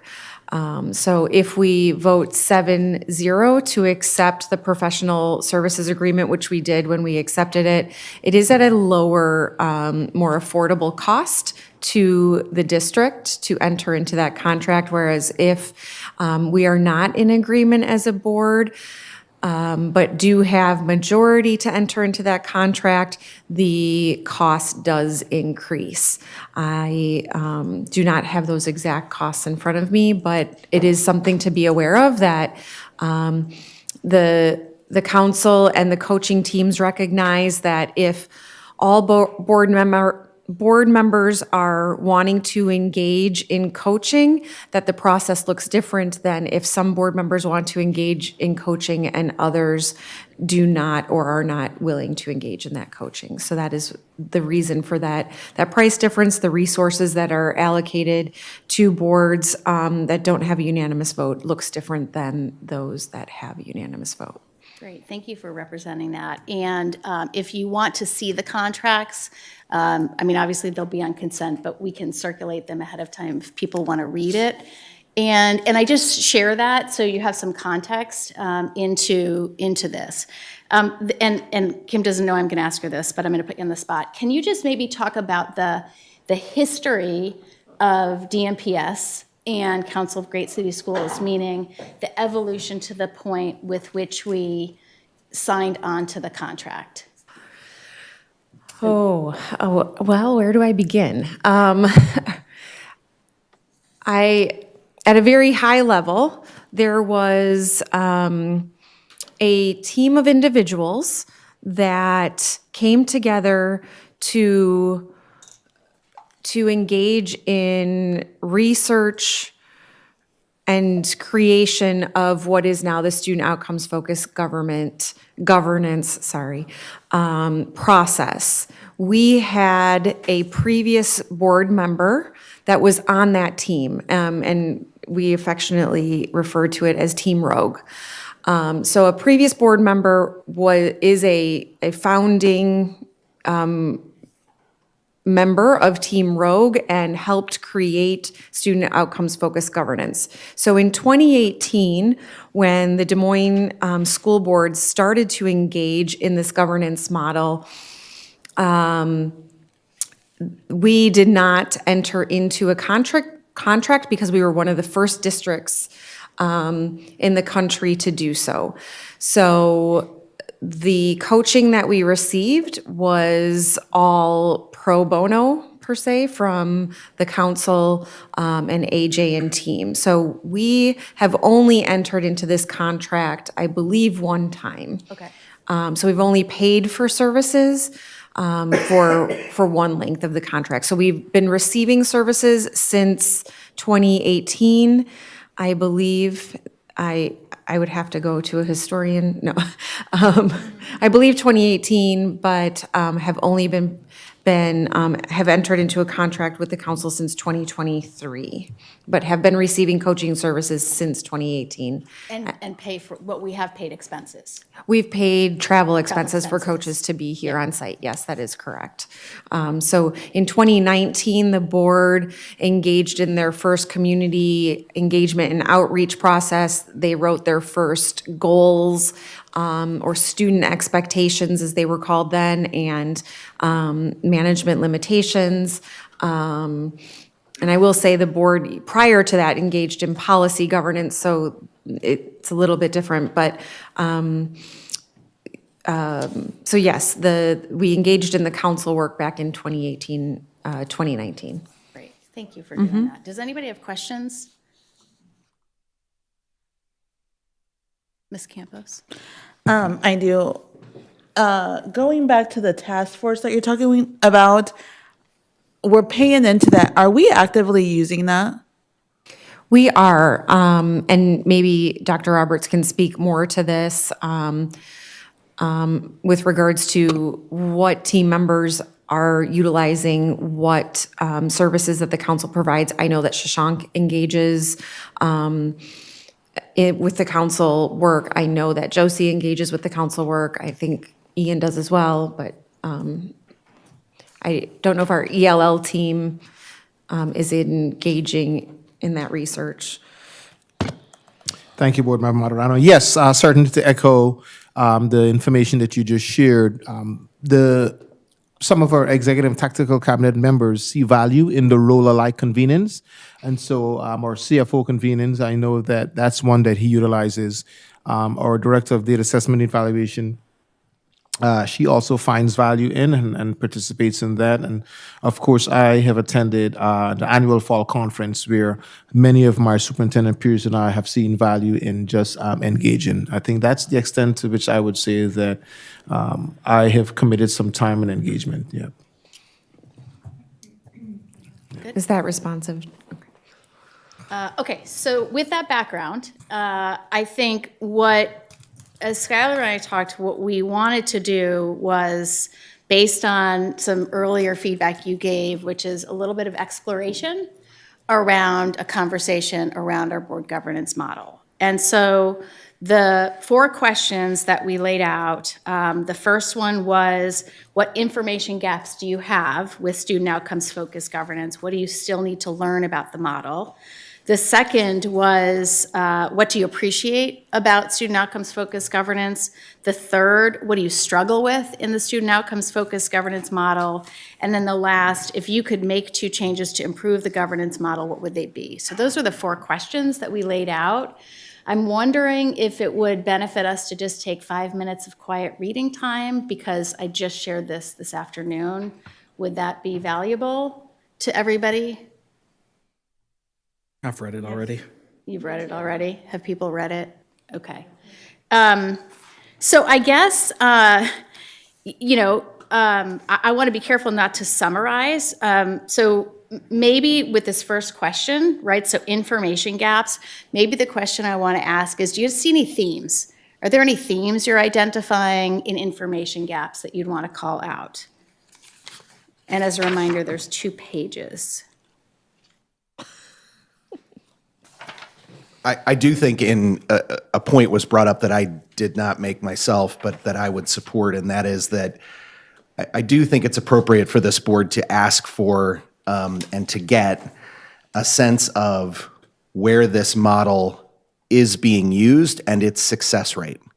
And so every district is different, but to what extent is it being used successfully, I think is a question that I would have that I still don't understand. Yeah, I appreciate you calling that as a theme, because I think that came up multiple times.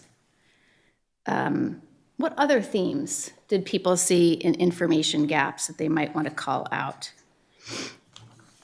I think the other one, contrary, is that it seems like people understand the model, which is good, but understanding it and recognizing the success of it are very different. Mm-hmm.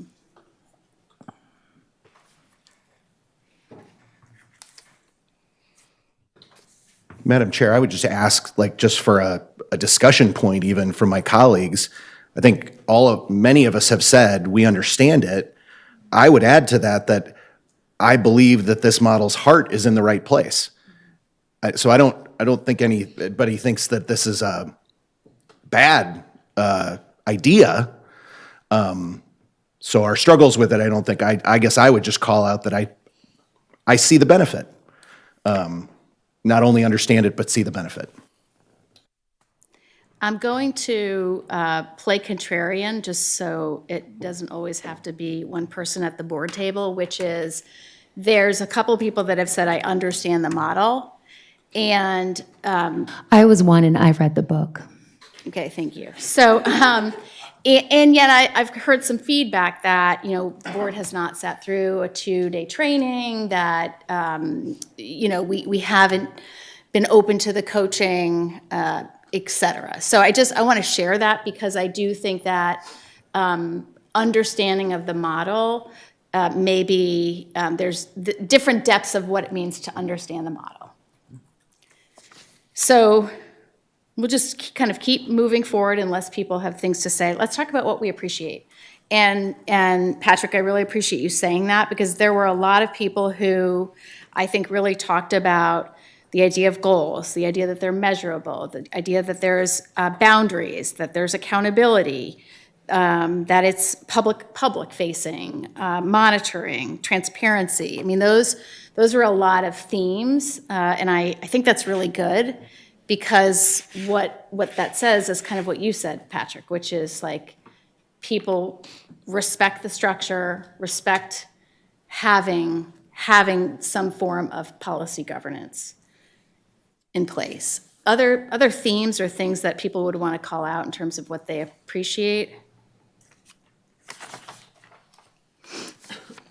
Well, it is a governance model, and so I think we all believe governance is important. I would also say, I think it made me appreciate the strategic plan a lot more, because it feels like the thing that was, the light bulb didn't go on for me until we had a strategic plan that articulated something that we could center around. This was at least something that this board could center around in a specific way. And so we'll get to the what do you struggle with later, but I think that's the thing that this did for me, was going back to the so what, like what are we going to do? What are we going to center our conversations around? And so the outcomes focused of the governance model is, I think, really admirable. I would add to that and say, or maybe it's duplicative, but I think SOFG gave us a North Star to look towards. And I think at the time before having a strategic plan, like you mentioned, you don't know what the North Star is until it's defined. So this gave us 3 North Stars, and to say these are the things we're aspiring for as a district. And like I say that pre-strategic plan. And I think it was also commented that the appreciation is that it's focused and grounded in students. I don't think there was consensus that that's all it should be, but the idea that was called out, that this is about students and their student goals, was also mentioned here. Let's move to struggles. And again, I'm just trying to kind of bring us through the summary so we can have a conversation. I want to elaborate on my governance comment because I feel like that was shallow, but honestly, it is important. And what I think it did set it does set good boundaries for us. And I think that is important, and not everyone follows that, as to the level of which we have attempted over the years to hold ourselves accountable and really live modeling positive, good adult behaviors for our district. And so I do appreciate and think that's a benefit that should be recognized in what we've been able to do so far in this model. Yeah, and if you ever watch really old school board meetings, let me tell you, you really appreciate governance. Okay, because I do that for fun on Friday nights, I guess. I don't know. Okay, so what do you struggle with? We should do it together. Yes, exactly. And have like a bingo, like a drinking bingo game. Okay, moving on. The thing I struggle It's with, not in the strategic plan. Yes. No. the thing I struggle with is, and always have with this model, is I feel like this is where we want to be, is discussing going from 89% of kids being able to read to 95% of kids being able to read, and really focusing down in on that, where I feel like there are some very structural, cultural struggles and hurdles that we have as a district right now, that the specific nature of SOFG doesn't allow the board the freedom to get at in a more strategic way and be a thought leader with the superintendent. And so I think this is a great model for when you have to go a small distance. We have a larger distance to go as a district. And so that's where I struggle, and that's where I feel like we are held back. I appreciate the specific nature of only talking about a very small group of students and understand the reasoning behind it. I feel like it leaves so much on the table that our community looks at us and goes, what are you doing? There's all this other stuff. It's like the building is on fire and we're worried about the chair, and I think that's really where I have always struggled with this, is that it's a good model. It just, it's not where we are right now. And I think this board can, in particular, get to the larger structural, systemic issues in our district to improve it and set it on a better path. Other themes people saw in the struggle column. I have 2. One is it not being able to tell the broader story of successes.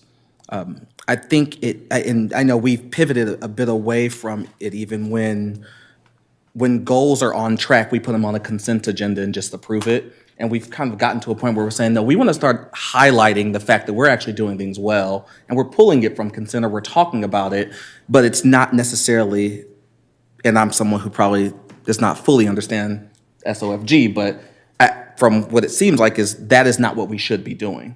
It should be on consent. We should be approving it and moving forward, not spending a lot of time on it. And I do think there's value in talking about the things that are going well.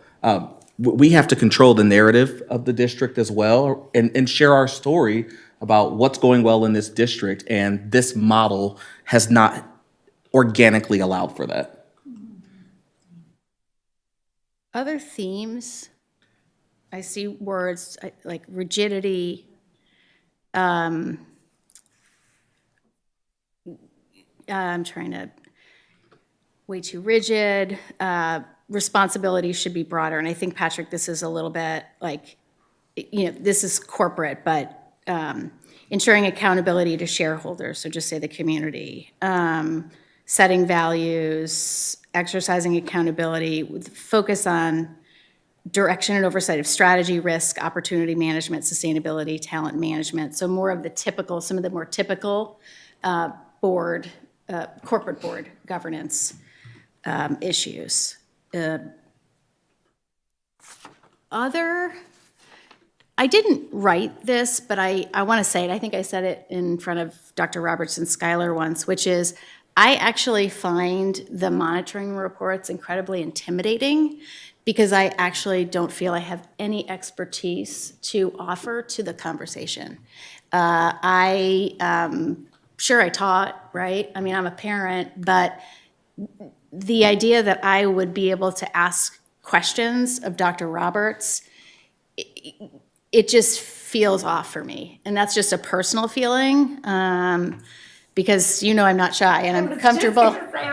Yeah. So I'm not, I'm pretty comfortable, but I find that very uncomfortable. So, and I don't know how you change that, but that's just my personal struggle on sometimes the monitoring. And I think, Jackie, to that point, I think that was shared by one of the coaches in the past that, the monitoring report should be delivered in a sixth grade comprehensive manner. So I know that's kind of the intent behind it, but the things that we're measuring are not sixth grade conversations or sixth grade topics to measure. So talking about something in a sixth grade manner that most people wouldn't even understand. I mean, I had to go and look up what an ISS exam even was. You can't imagine a sixth grader to know that. Yeah. So even the way in which we deliver it, I think even if we were getting to a point where it's the expectation through the coaching, it would still be a bit of a struggle. Our sixth graders know what ISASP is. Yeah. Which sixth graders? They're familiar with it. All of them. I have, I'm so glad we're having this conversation. So glad. I think it might have been the second year, and it was at the East Auditorium, I believe. Remember that. And That was Dr. Roberts' first board meeting. I was just concerned with the rigidity, and I was one of the people that indicated that's one of the things that I think I struggle with the most. It feels rigid. It doesn't feel natural. And I expressed at that meeting that it felt like it was a framework that was meant to quiet people down. And I remember stating that, and I remember our facilitator kind of going away from my comment. And it was almost like a confirmation to me that I was not wrong. And I definitely see, I also commented that I appreciate that it serves as an anchor for us. It gives us truly a sense of direction, the North Star, right, which is student outcomes. But nowadays, in 2025, student outcomes, I think it just encompasses so much. And it feels like the framework quiets down a piece that is so vital in student outcomes, which is family, people. It seems very,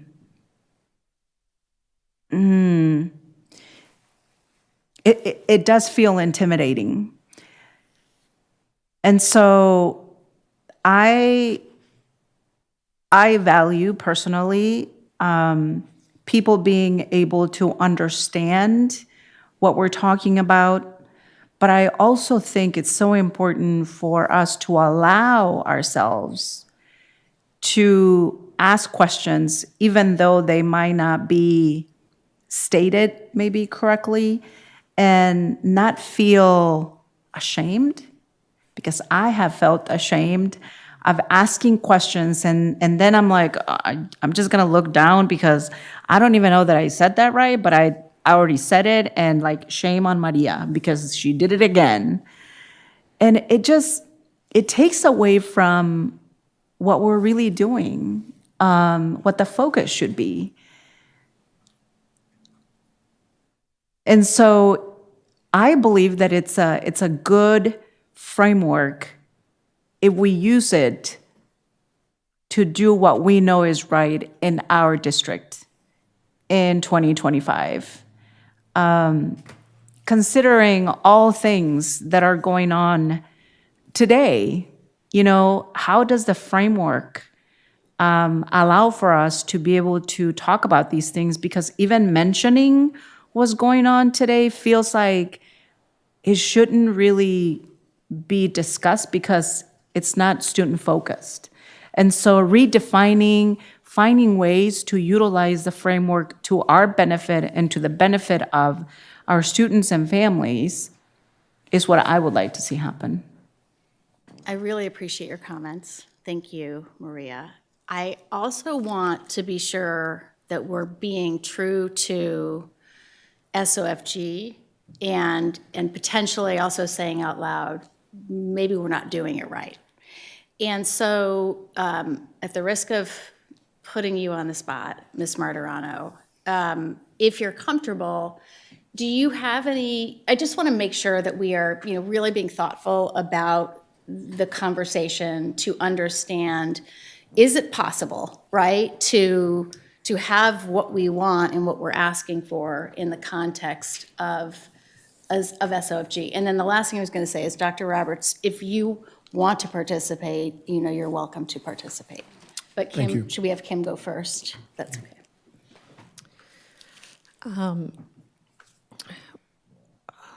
I have so much to say.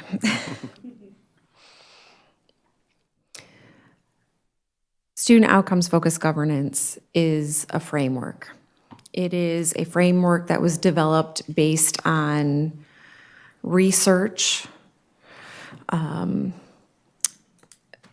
It is a framework that was developed based on what we know works. This framework is a lot like our guardrails, where it was created with that research in mind. This research tells us by engaging in A, B, and C, you have the highest likelihood as a board of achieving improved outcomes. So that's at a very high level what this is. If the board does this, all of the research and the data from boards before us that have done this, if you do all of these things based on best practice recommendations, based on the research, based on the data, you will have a higher likelihood of achieving the goals that you have set forth.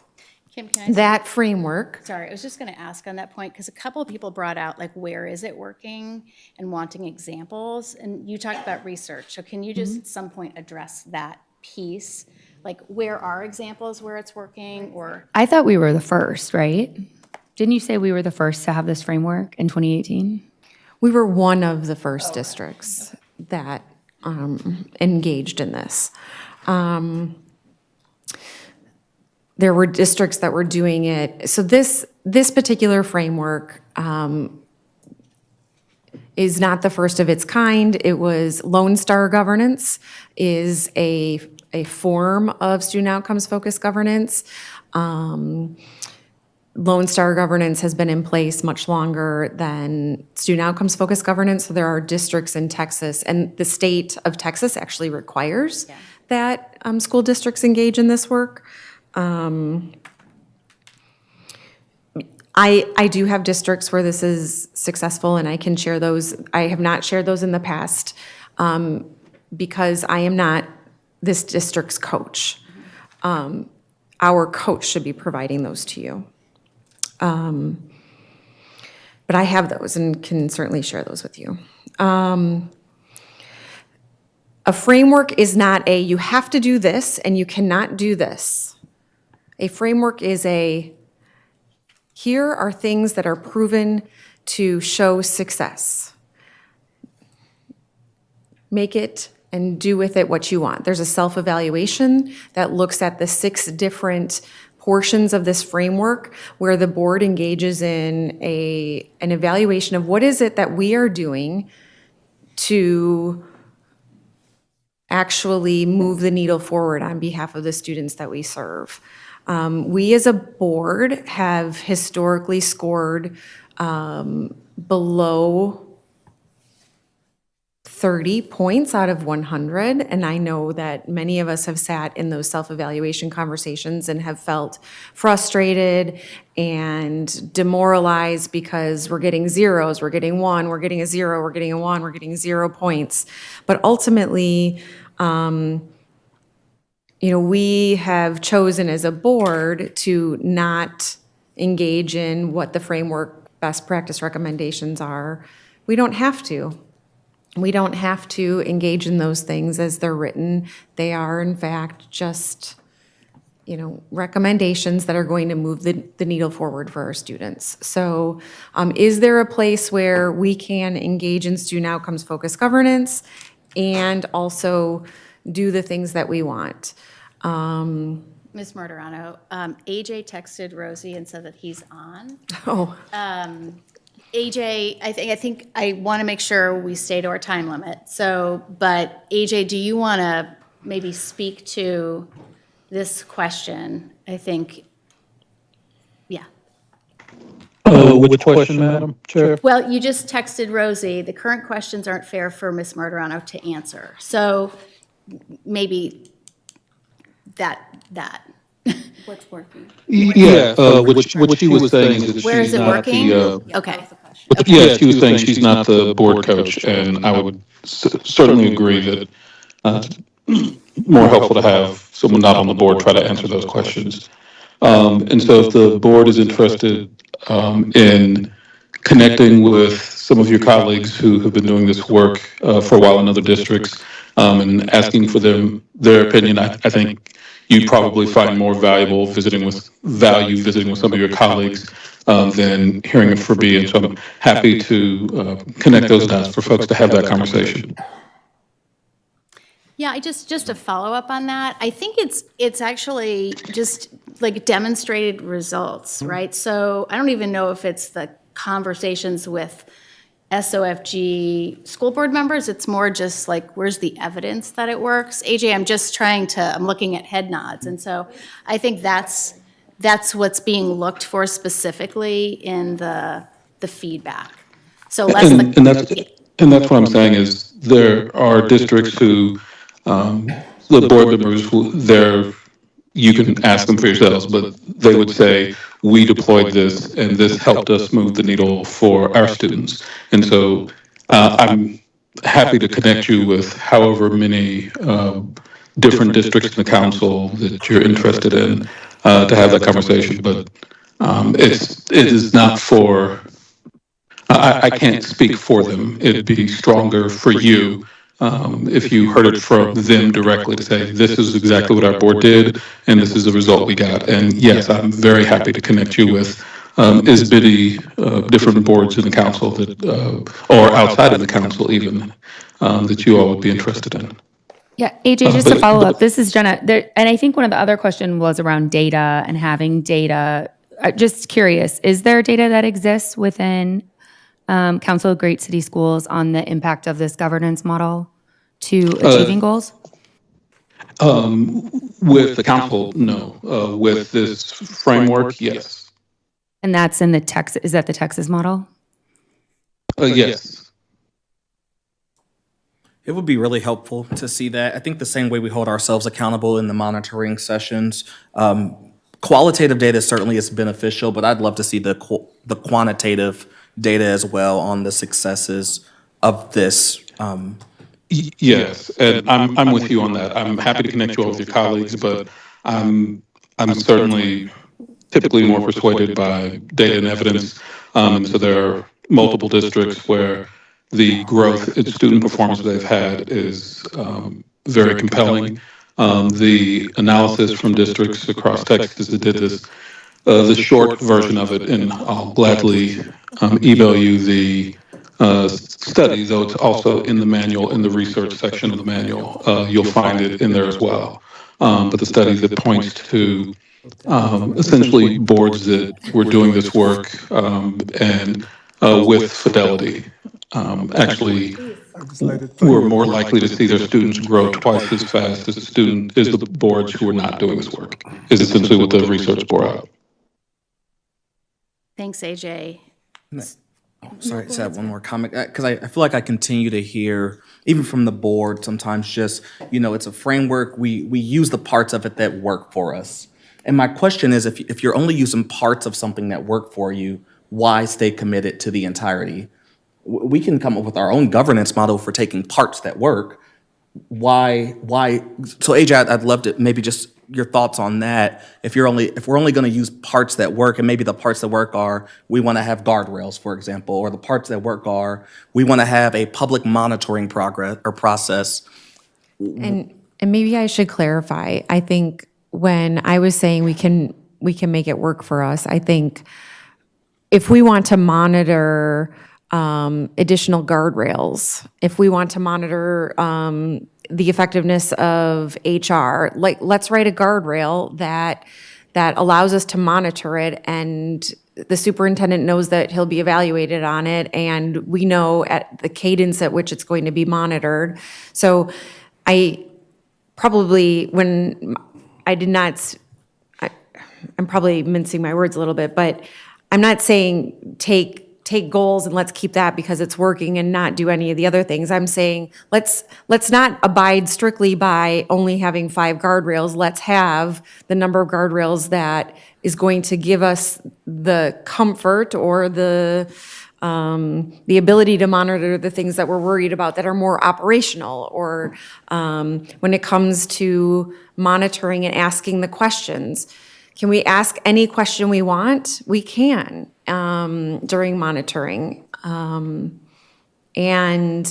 I'm disheartened to hear, and I recognize that the feelings of feeling, I'm sorry, Marie, I don't recall the word that you used, scolded or Ashamed. Maybe? ashamed was the word that you used, and that hit hard when you said that, and that this is not this governance model is about continuous improvement and is about never having anyone feel ashamed. So I hear that you have felt that way, and I think that we need to do everything in our power as a board to never have anyone at this table feel that way. Because I think there's 2 things that I'd love to get feedback on. One is something that Kim just surfaced, which is about evolving goals and guardrails, right? So that's one thing that I think is really important.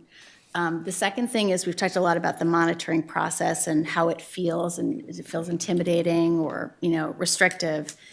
Dr. Roberts, I'm going to put you on the spot, if you don't mind, as it relates to the monitoring process. Potentially, maybe that's just to give some feedback on how it feels for you, the monitoring process, or really, quite honestly, I should just say, are there things you want to say? I'll just make it more broad, so you can say what you want to say. Just some brevity, thank you.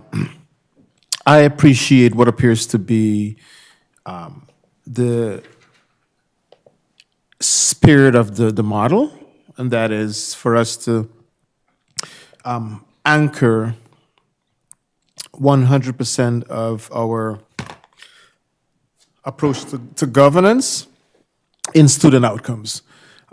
It offers somewhat of a very strong guardrail to ensure that the board right, continues to, at the risk of an oversimplification, to keep the main thing, right? Why are you here? And the board is here to ensure that we are relentlessly focused on student outcomes. During my time, certainly leading a district that is a part of, that is utilizing the framework, I continue to have a little bit of an appetite for there to be some flexibility in how monitoring happens. And I can be certainly specific. One, I don't know if it's the framework or the execution of. I struggle with what appears to be my direct reports to feeling deflated, beaten down, heavily criticized on a very narrow scope of work or scope of items that are being monitored when, while I recognize that we are so far away from our desired outcome of getting to 100% of our students achieving proficiency, I go back to the district on many occasions after monitoring board meetings, and throughout the district, folks are feeling just deflated, right? When what is not being highlighted, there's so many amazing things happening in the district. And again, I say that in this place of acknowledging this duality of, yes, we're now where we need to be, but there's so much happening. I mean, you walk into classrooms and you're seeing the work. And the other thing for us to consider is, where are there opportunities for flexibility with a model, but that keeps the spirit of the framework, but that keeps the spirit of the framework? So that's the question. Where are the opportunities for flexibility, but you're maintaining the spirit of the framework? Yep. Dr. Roberts, if you don't mind, I think something you just said, which is the first comment I'd love for AJ to address, which is, I mean, these are all urban districts, clearly struggling with some really big issues in student outcomes. Is there a form of monitoring that actually doesn't leave, staff feeling deflated? Maybe just talk a little bit about where execution maybe looks different, or if the point is to be that, I'll just stop there. Yeah, thank you for the question. The intention of monitoring is certainly to make sure that the board is at all times clear about how the school system is performing, and that's both on the student learning side with the goals and the operational side with the guardrails. The board, as the community's representative, should never be without information about the school system's performance. And that information needs to be grounded in what the board has said are the priorities. And there needs to be firm data that everyone is coming back to. And so that is the expectation, and we're fairly unapologetic about that.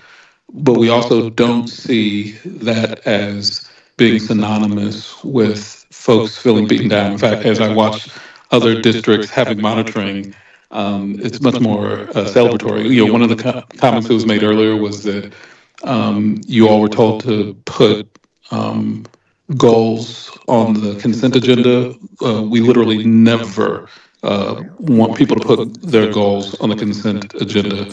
We always want the board to discuss its goals and to have celebration around what's happening with them. In other districts, they've leaned into a practice that I certainly encourage you all to lean into very heavily, which is for every goal monitoring session, bring out your students who are showing growth in those areas. This doesn't have to be a dirge where we're just focused on what's not working. It can also be a celebration of here where students are growing in this area.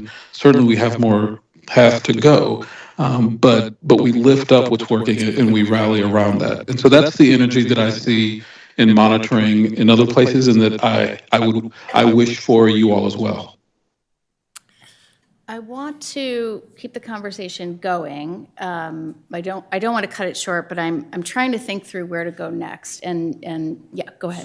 So maybe as I'm thinking about this conversation,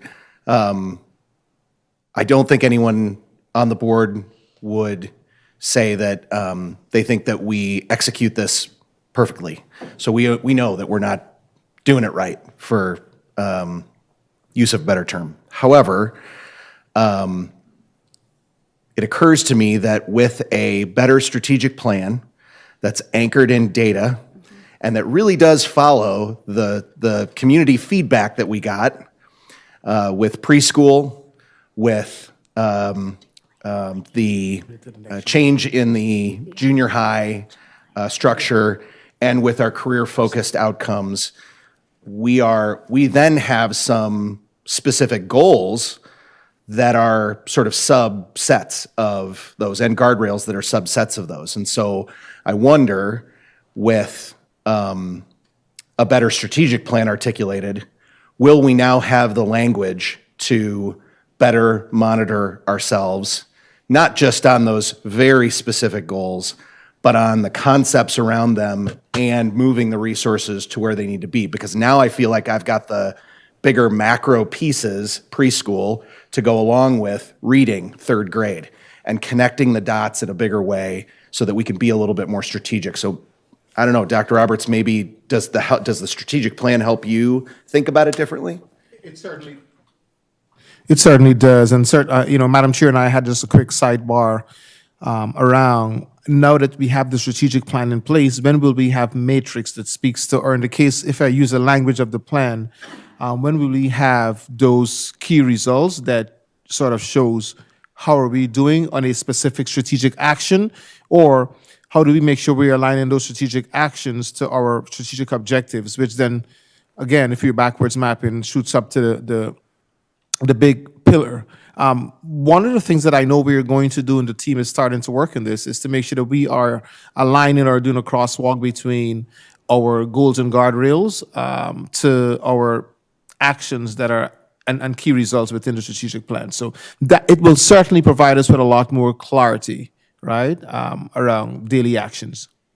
So I want to ask AJ a follow-up. So if I said to you, we've got a strategic plan, there's annual targets set, why it was presented by the superintendent, but the board established the kind of vision, the mission, and I think because we were interviewed, you could say, like, kind of outlined what we thought were some key priorities.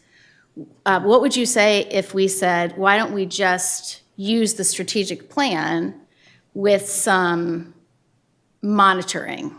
Like, what would be the argument? I don't want to say against that, but what would you say to that? Because I'm sure other schools have strategic plans. Yeah, so the point you're making is well made. That the single most important thing that a lot of the research around this is trying to accomplish is organizational alignment. So when you really dig into the research behind this work and similar governance researchers across the country, one of the things they're lifting up is when organizations get really clear about what are the outcomes, really clear about which outputs measure those, and really clear about which inputs will accomplish those. And everyone's in the canoe rowing the same direction, that you're vastly more likely to get results for students. And so the biggest thing that we would hope any board is accomplishing is creating that organizational alignment. So, but it does have to be grounded in a clear North Star, and that North Star needs to be the community's vision and values, first and foremost. It's the community schools, the community's children, and so the community's voice has to be preeminent. And so as long as you can find a way to accomplish the community's voice saying what has to be true for our school system and what would be unacceptable because it'd be a violation of our values, and then you create a system of alignment that cascades down from that, then you are really in good stead with what the research literature suggests.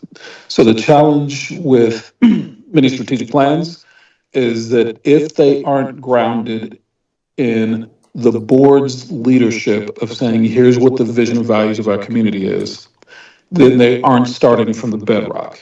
And so it is this is not the only way to execute the research, but that is the intention of the research. And so if you found a way to get there, then you'd be consistent with what research says. Just most strategic plans don't start with that bedrock foundation, that's all.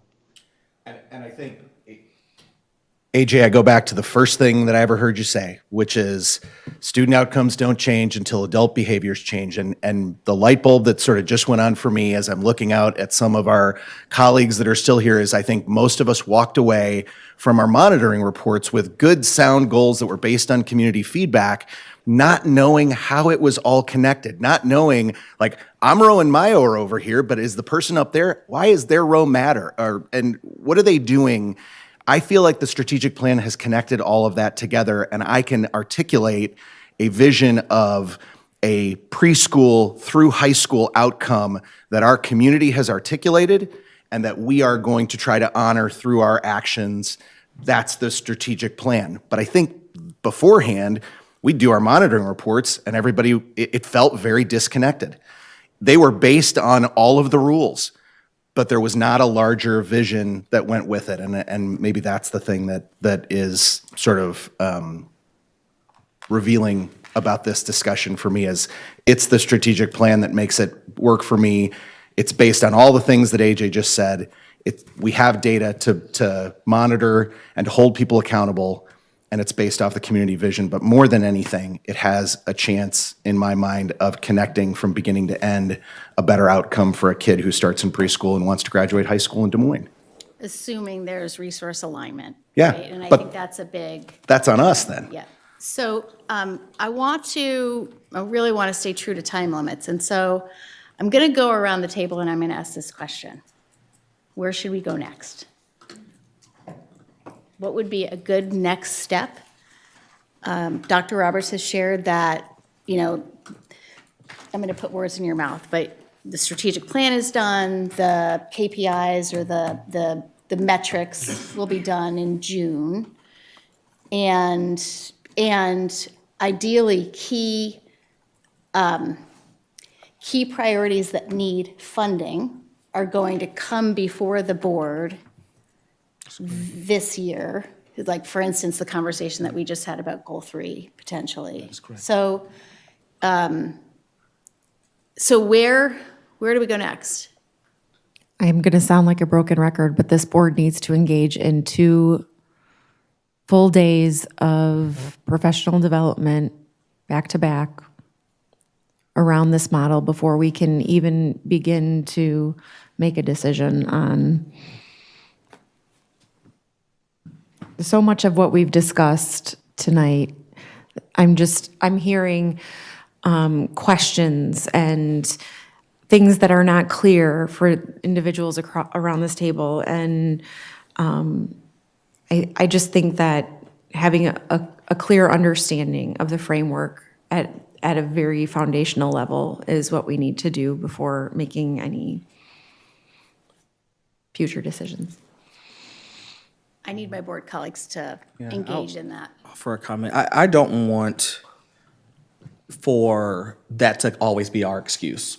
I feel like that's been the excuse I've heard every single time about why we're not making progress with this framework, is because we're not engaging in the governance. Now, this is my first time on school board, but I've served on a lot of boards, and I've never had to do a multi-day training when we have a coach, when I've read the book, when I sat through a training initially, to be able to effectively govern. I feel like we're being asked a lot to simply just want the best for our students. So I am not okay with moving forward that way, and the fact that that is often the response, that you just need more training, I'm not okay with. Skylar, other feedback?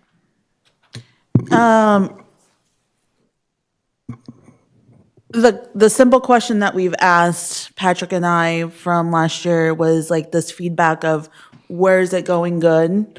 And still the conversation today is like, yeah, we could get that information for you, but that's something that we should do. So I'll take initiative and I'll do some research myself and see what the other school boards are doing, because I feel like we're not getting that information that we're asking for. And it's just a simple thing. Is it going well in other school districts? Or even talk, I think it's good for us to talk to other school districts that are in the same path that we are. Like, we do communicate with other school members in Iowa's school system. And with this Council of Greater City Schools, I've not really met anybody else that's in it and that's in our same, what we're going through right now as a larger district.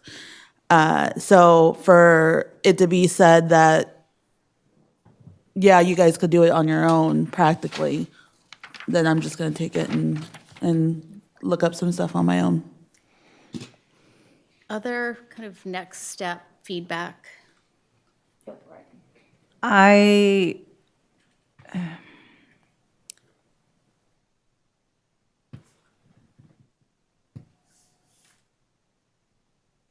It's a model. And I think that we all are already familiar. We don't know it. I don't know it by heart.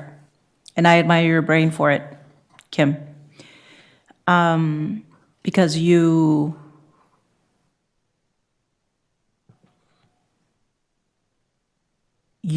have to teach it. You have to know it, and you have to believe in it.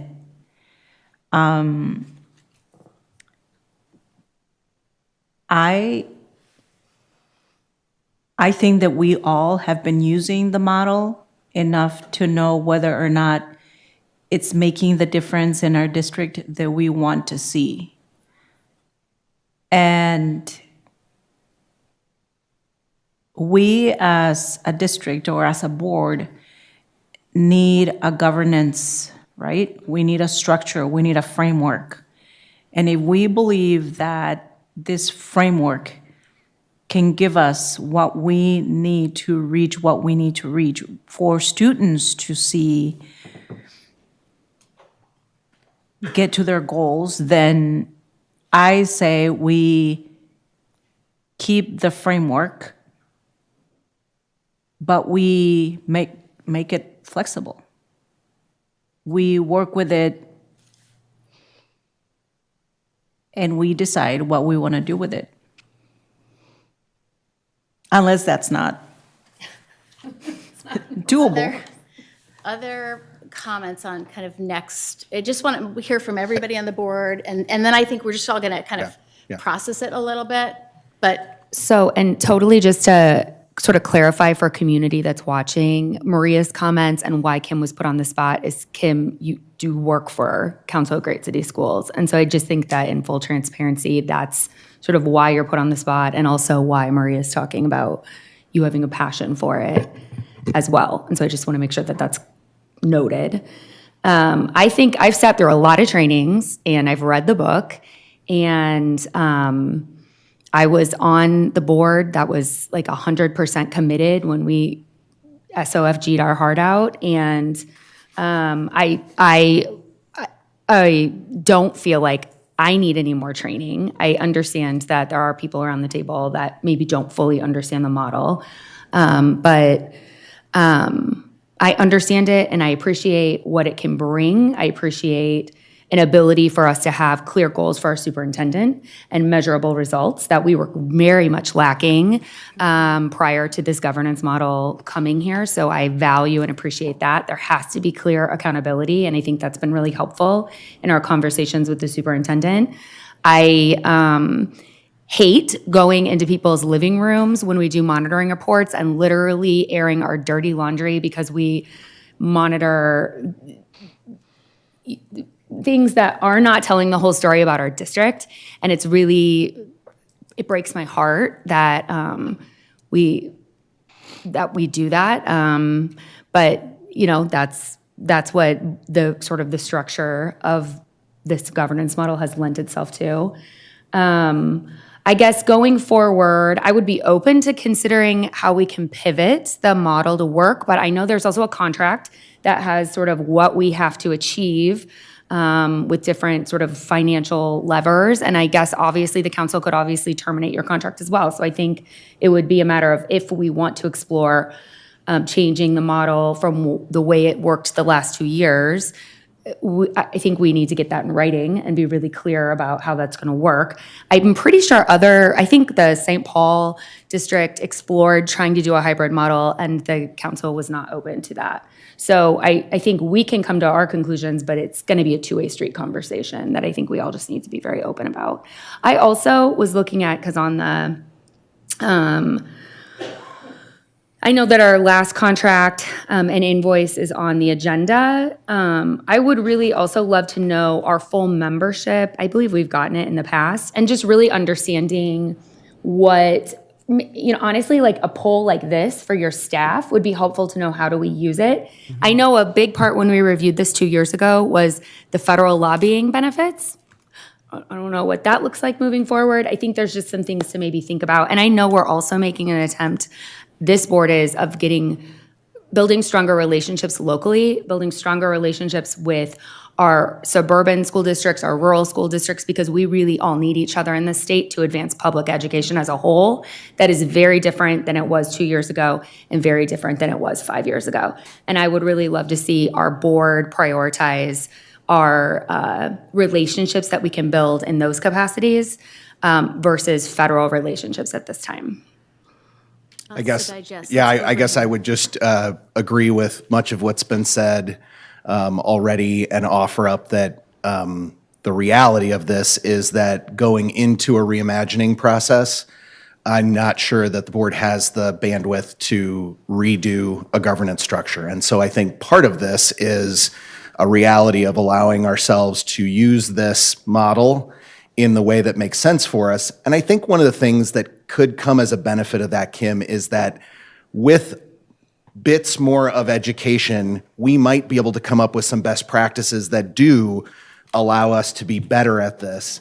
And ultimately, if we're doing right by our students and our outcomes are getting better, I don't care how we govern as long as that is happening. But I think if we could keep the overall model, give ourselves a little bit of grace and flexibility maybe in order to have broader discussions and then continue to learn. I'm agreeing with Skylar. I think a 2-day training is not something that I feel like we're going to land back in the same place. Yes, there are good things that we can do that are better, that we will get better at this, but there are some structural things about this that I just think fundamentally I have not gotten the answers to those questions. And so I guess where I land is we are where we are and we have to stay where we are because we don't have the bandwidth to redo a model. However, I think I hear a clear consensus on the board that we give ourselves some more grace and flexibility in monitoring and in use of the strategic plan to help us measure our outcomes, but our focus remains the outcomes of our students. Ms. Martirano, and then I'll wrap us up. Yeah, if I may, we are a model for anyone watching. I believe that the way that I show up to this table sets a precedence for the way that Dr. Roberts shows up to the table when he meets with his executive cabinet, and the way that the executive directors show up, et cetera, the way that the teachers show up on behalf of their students every day. I am the start of that model. And if I, as a board member, am not willing to engage in professional development around this very important work, then I am essentially saying it is okay for our teachers to not engage in professional development in order to become experts in their craft. I believe that is what I am taking from this. And I think that we need to be very careful about saying, well, I've read a book and I engaged in some training, and so therefore I don't need to engage in future training. We would never expect our teachers we would never give them new curriculum or a new framework, the GLEAM framework. We would never give them the GLEAM framework and say, here's a book, read it and figure it out. We would never expect fifth grade teachers in a PLC meeting to come together and say, well, I know this, you're new, figure it out. I appreciate that perspective. I think anything else you want to say, just so we can? I guess no. Go ahead. We're on a time crunch. Well, I feel like oftentimes you push me to run efficient meetings. So what else would you like to say? I don't want to cut you short. That's okay. Okay. Can I just interrupt? And I believe that Ms. Martorano's comments are very valid, and I would love to hear more. I would love for this conversation to not turn out to feel like it's meant to quiet people down. So I would love for you to continue. Thank you.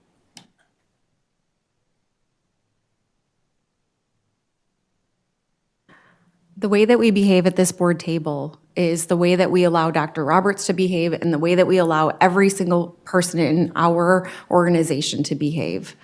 I want to be the model for everyone that walks through our doors. I want to be the model for continuous improvement and offering everyone the education that they need to be experts in their craft. We cannot expect our teachers to become experts in their craft if we're not providing them professional development. No one taught us how to be board members. No one taught us, running a successful campaign did not teach me how to be an effective board member on behalf of the students in the community that I serve. I believe that this board should engage in professional development as a full governing body.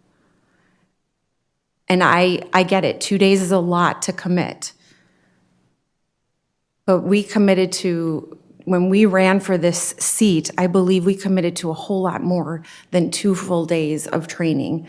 And I would expect that at the very least, a bare minimum of anyone that I'm asking to represent me at a table that makes very big decisions and that is impacting 31,000 plus students. So I would ask my board colleagues to reconsider. I know we're not voting tonight, and I am very passionate about this. And some of that comes from me being a certified coach. I am happy to discuss this further with each and every one of you, or I'm. Madam Chair, can I just make one comment? I want to apologize for my comment around, because I do think it came off that way as if I'm not interested in development. I prefer development, but what I will close with saying is at some point, we too have to reimagine. If the district continued to do the same thing we've always done, because we are setting a model for others, the district would go under. The same way the district is reimagining, we as a board have to reimagine as well. And sometimes that means getting rid of old ways to get the successes and to get the things that we want. So I'm not opposed to being developed. What I am opposed to is doing the same thing over and over and not getting the results. Really appreciate everybody taking the time. This is a really good conversation, and I think there is a lot of commonality. I mean, even in this conversation around what we value, around structure and having a governance model, talking about a strategic plan, and ways to measure and monitor and talk about progress, talking about getting better and thinking through the ways to do that. So there's a path forward. I think what I'd love to do is just ask everybody to reflect on this conversation a little bit. I'm going to ask for a little time to confer with Skylar and maybe put together some potential next steps for people to consider on where we go. I think it's super clear nobody's saying, like, turn over and come up with a completely new plan. It's how would we evolve this in a way that would work for all of us? And what are the tools we need to do that successfully? So with that, I want to thank everybody for dedicating the time. I'm going to suggest we take a 5-minute break and get some food, and then we will move into closed session. Okay, thank you.